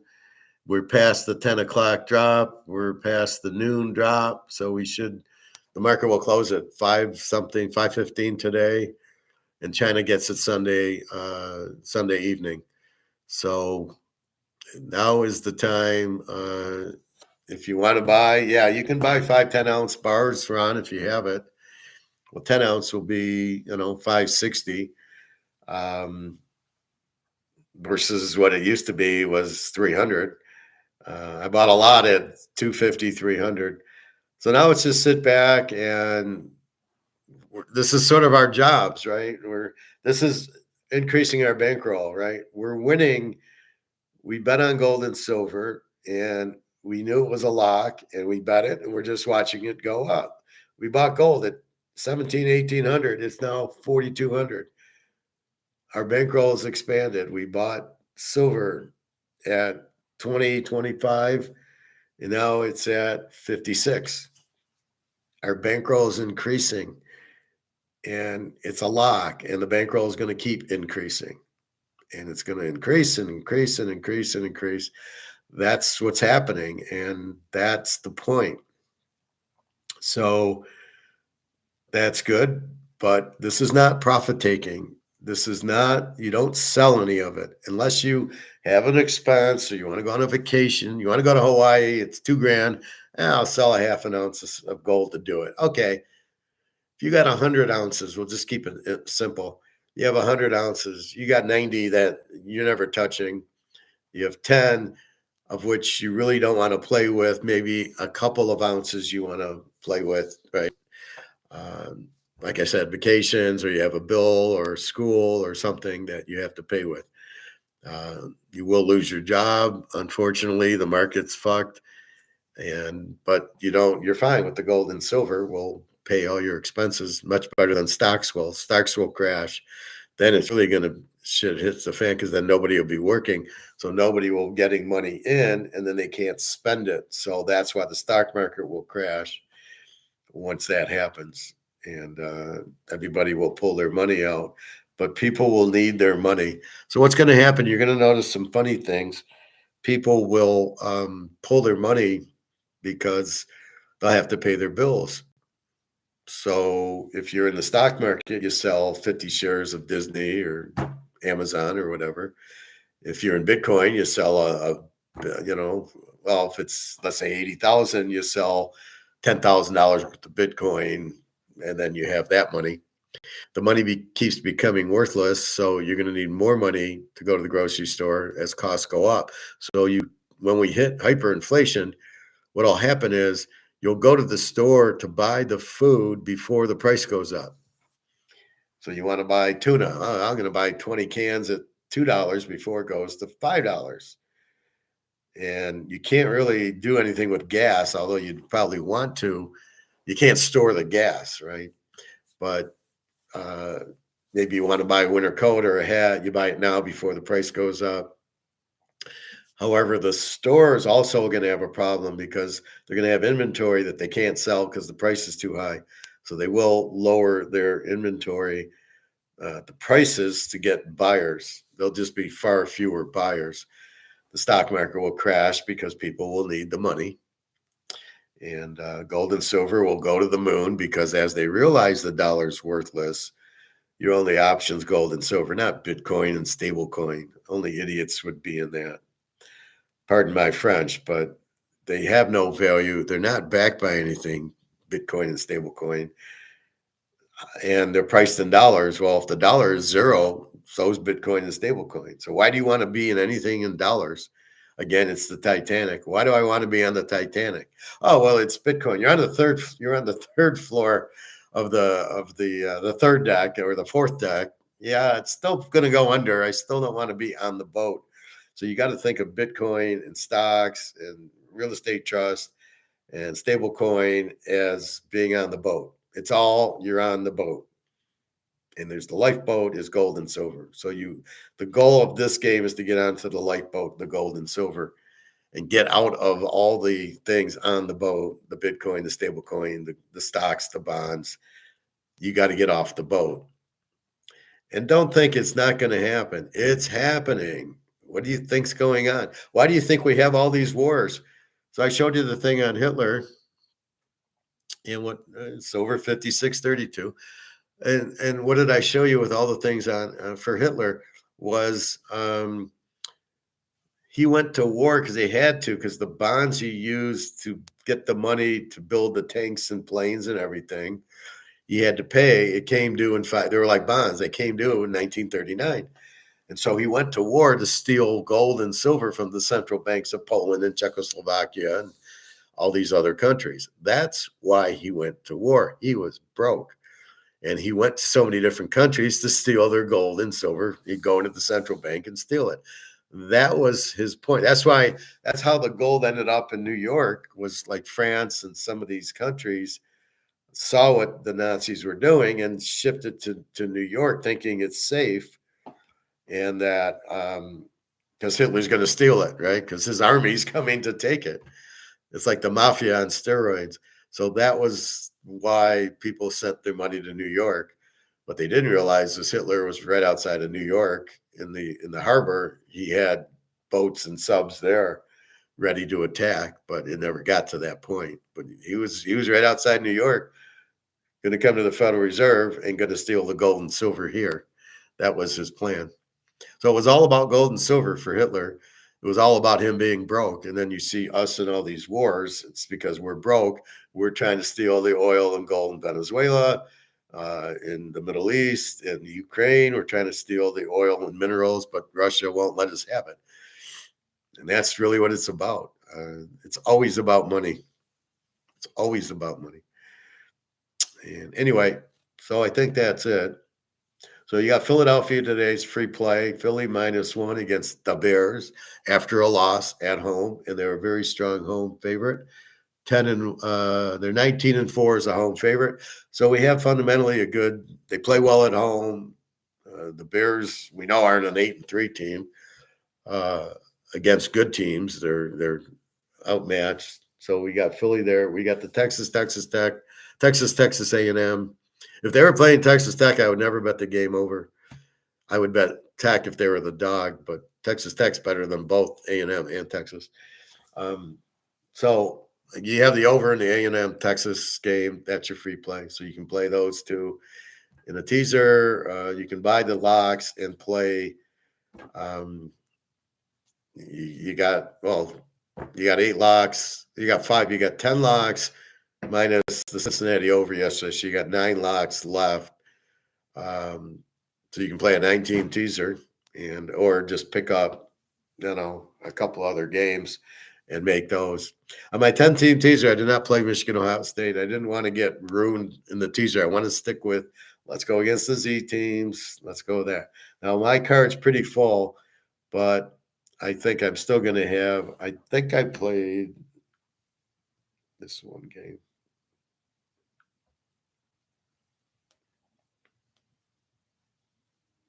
Yeah, okay, I played that game. Okay. So I played most of the critical ones, the teams that need the game. I played. So we'll see what happens. Anyway, have a good day. I got to watch Mark McGuire. I haven't had a chance to. I will go to the pool probably at 3-ish, although it's a holiday. And well, thank you, Ron. You have a good day. Good luck to you. Yeah, buy at least 5-ounce bars. They would be they'd cost you like almost $300 now. But yeah, I'd buy. Put it this way, Ron, and everybody, this is worthless. So anytime this is the game, you're trying to get out of these because they don't have a value, but everybody doesn't know that yet. It's like when I told you to buy silver at $20 an ounce, you're looking at me, well, why? Because this isn't worth anything. And now look at silver, 56 an ounce. Why? Because people are getting out of this going into silver. And COMEX, which has been price fixing it, is blowing up because it's a physical market and COMEX is a paper market. So the game is, if you have 20,000 of these, if you have 100,000 of these, if you have 500,000 of these, is to get out of them before they go to zero. And you have to trust me that they're going to zero or they're at zero, and you can just go to the grocery store and see how prices have gone up. So if you understand that concept, you got, let's say, $50,000, they're going to be worth zero. So the game is to get rid of the 50,000 while the gold stores are still taking it and buying gold and silver with the 50,000. And the quicker you do it, the more money. Well, it's not even that you're going to make money, but you're buying the gold and silver cheaper before it goes too high. Silver's going to be 100 an ounce, and you're going to go, fuck, I could have bought it at 20. I could have bought it now at 53. Now it's 56. I can't even get it at 56. And it's just running. I mean, let's quickly look at the silver chart.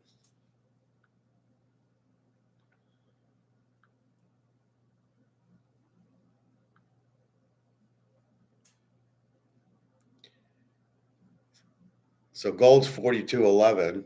So we can see that's just kind of dancing up. And let's see what silver's at.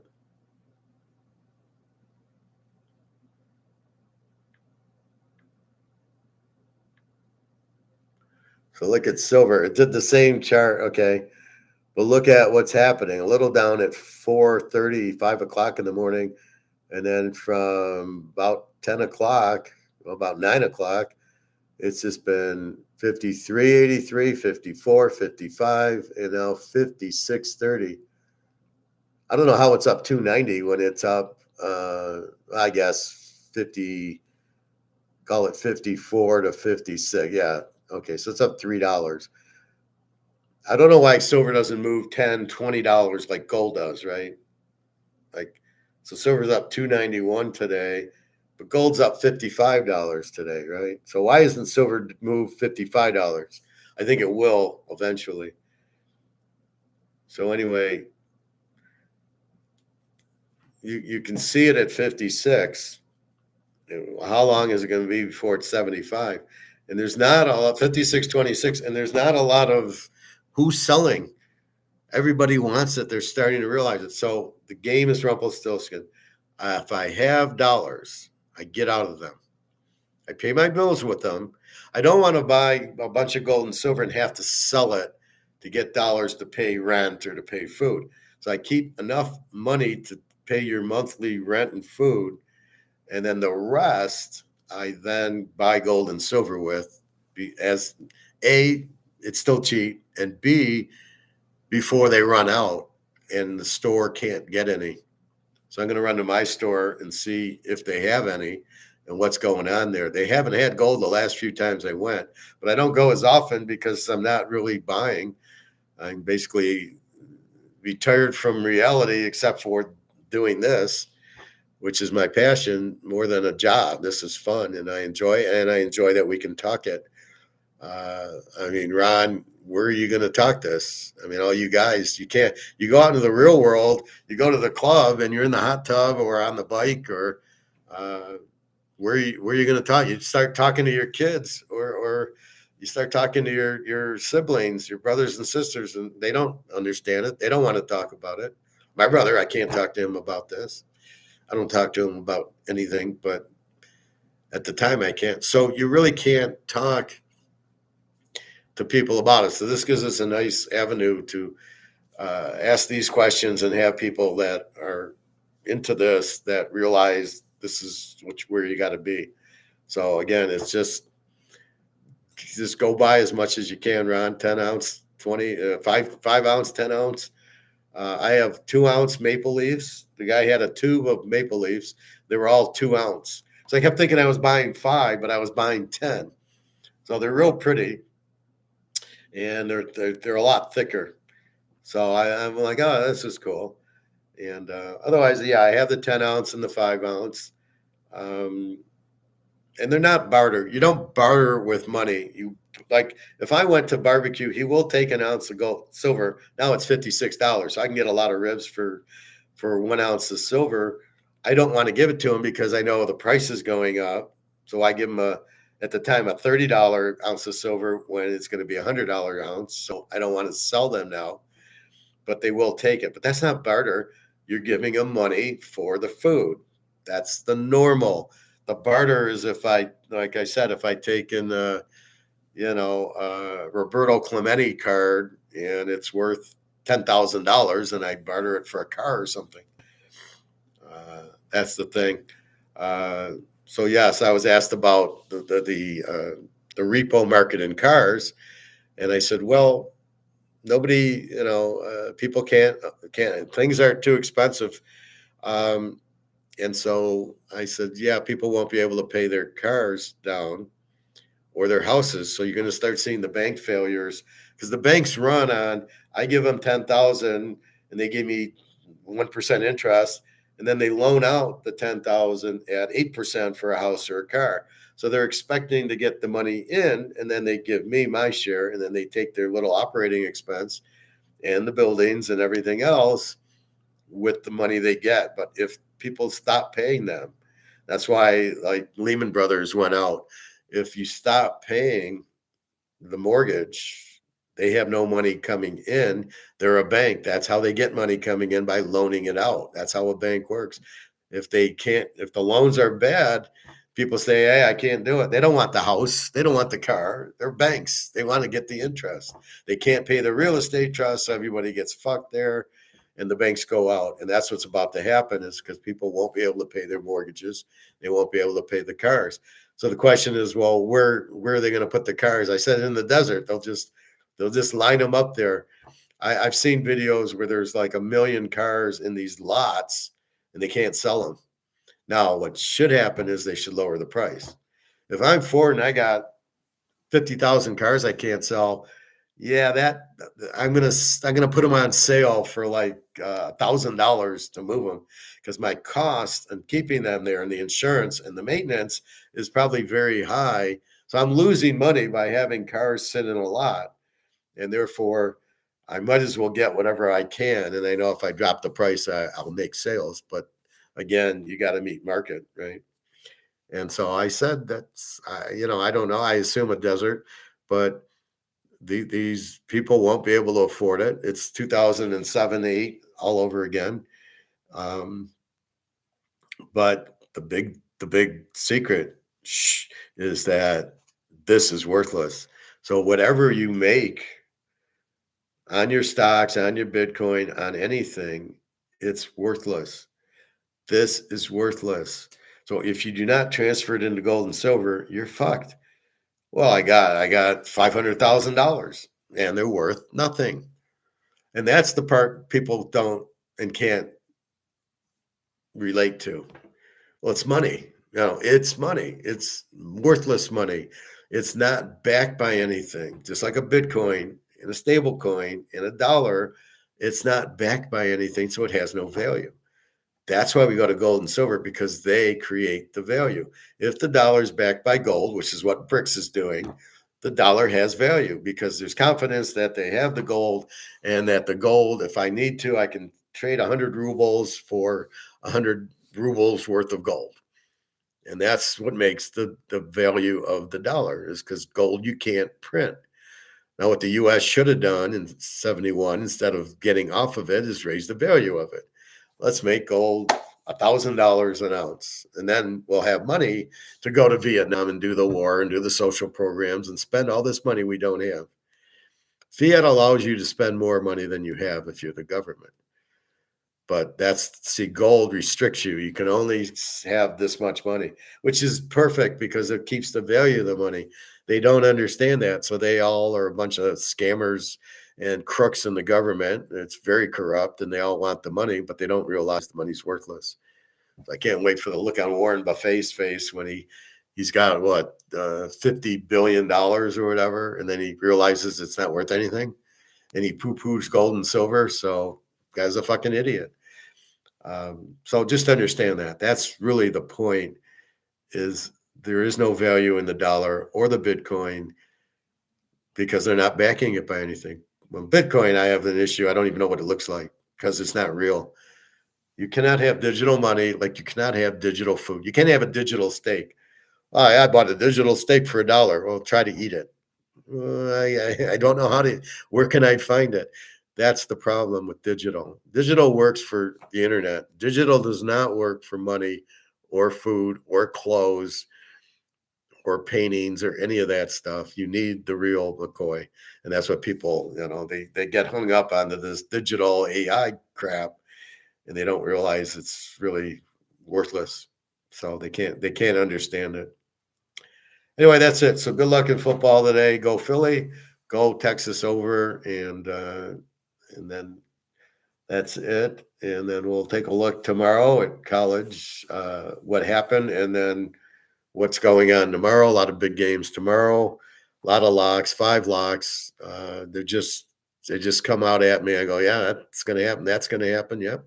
So I'm thinking what's going to happen, and I'm pretty comfortable with, after seeing the lines and the teams, the injuries, that they have to win the game to win their conference, or things like that. So we'll keep an eye on that. The one thing I was watching the football game with that they didn't understand, like Kansas City, they're 6-5, or now they're saying, they're out of the playoff. No, they're not, because the teams ahead of them are like 7 wins. Well, it's about, is Kansas City going to win 4 or 5 games and get to 10 wins? Will these 7-win teams get to 10 wins? San Diego, Jacksonville, they're not going to get to 10 wins. Who are you kidding? What's their schedule like? If they play the easy part of their schedule or the hard part of the schedule? So that's what you got to look at. Like Cincinnati, if they just beat Baltimore, they got Buffalo, Baltimore, and then like Miami and the Jets. So if they can beat Buffalo and Baltimore, which they just beat, then they got the easy part of their schedule, and then they can go. I think they can get to 10 wins, 10-7, and they'll be in the playoffs. So it's just the schedules are so weird this year because the Bears haven't played anybody. So we know the Bears aren't really 8-3 like Philadelphia, who's 8-3. They played the A teams, and the Bears are playing the Z teams. All right. Have a good Thanksgiving weekend. Enjoy the football. Eat the turkey that you have left over. I'll eat my roast that I have left over. I showed my roast on the other video. This is my turkey. So that was my 3-pound roast with mushrooms. I put olive oil, and then I made the veggies. I just burned the onions, the peppers, the mushrooms. It's pretty good.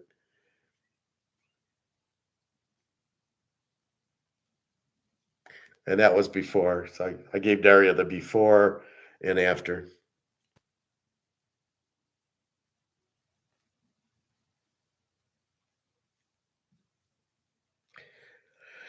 Anyway, that's my meal for the next few days.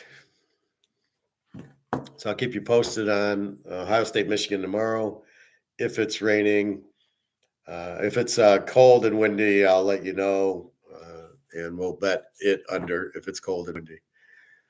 So anyway, have a good day. Good luck. www.teaserking.com.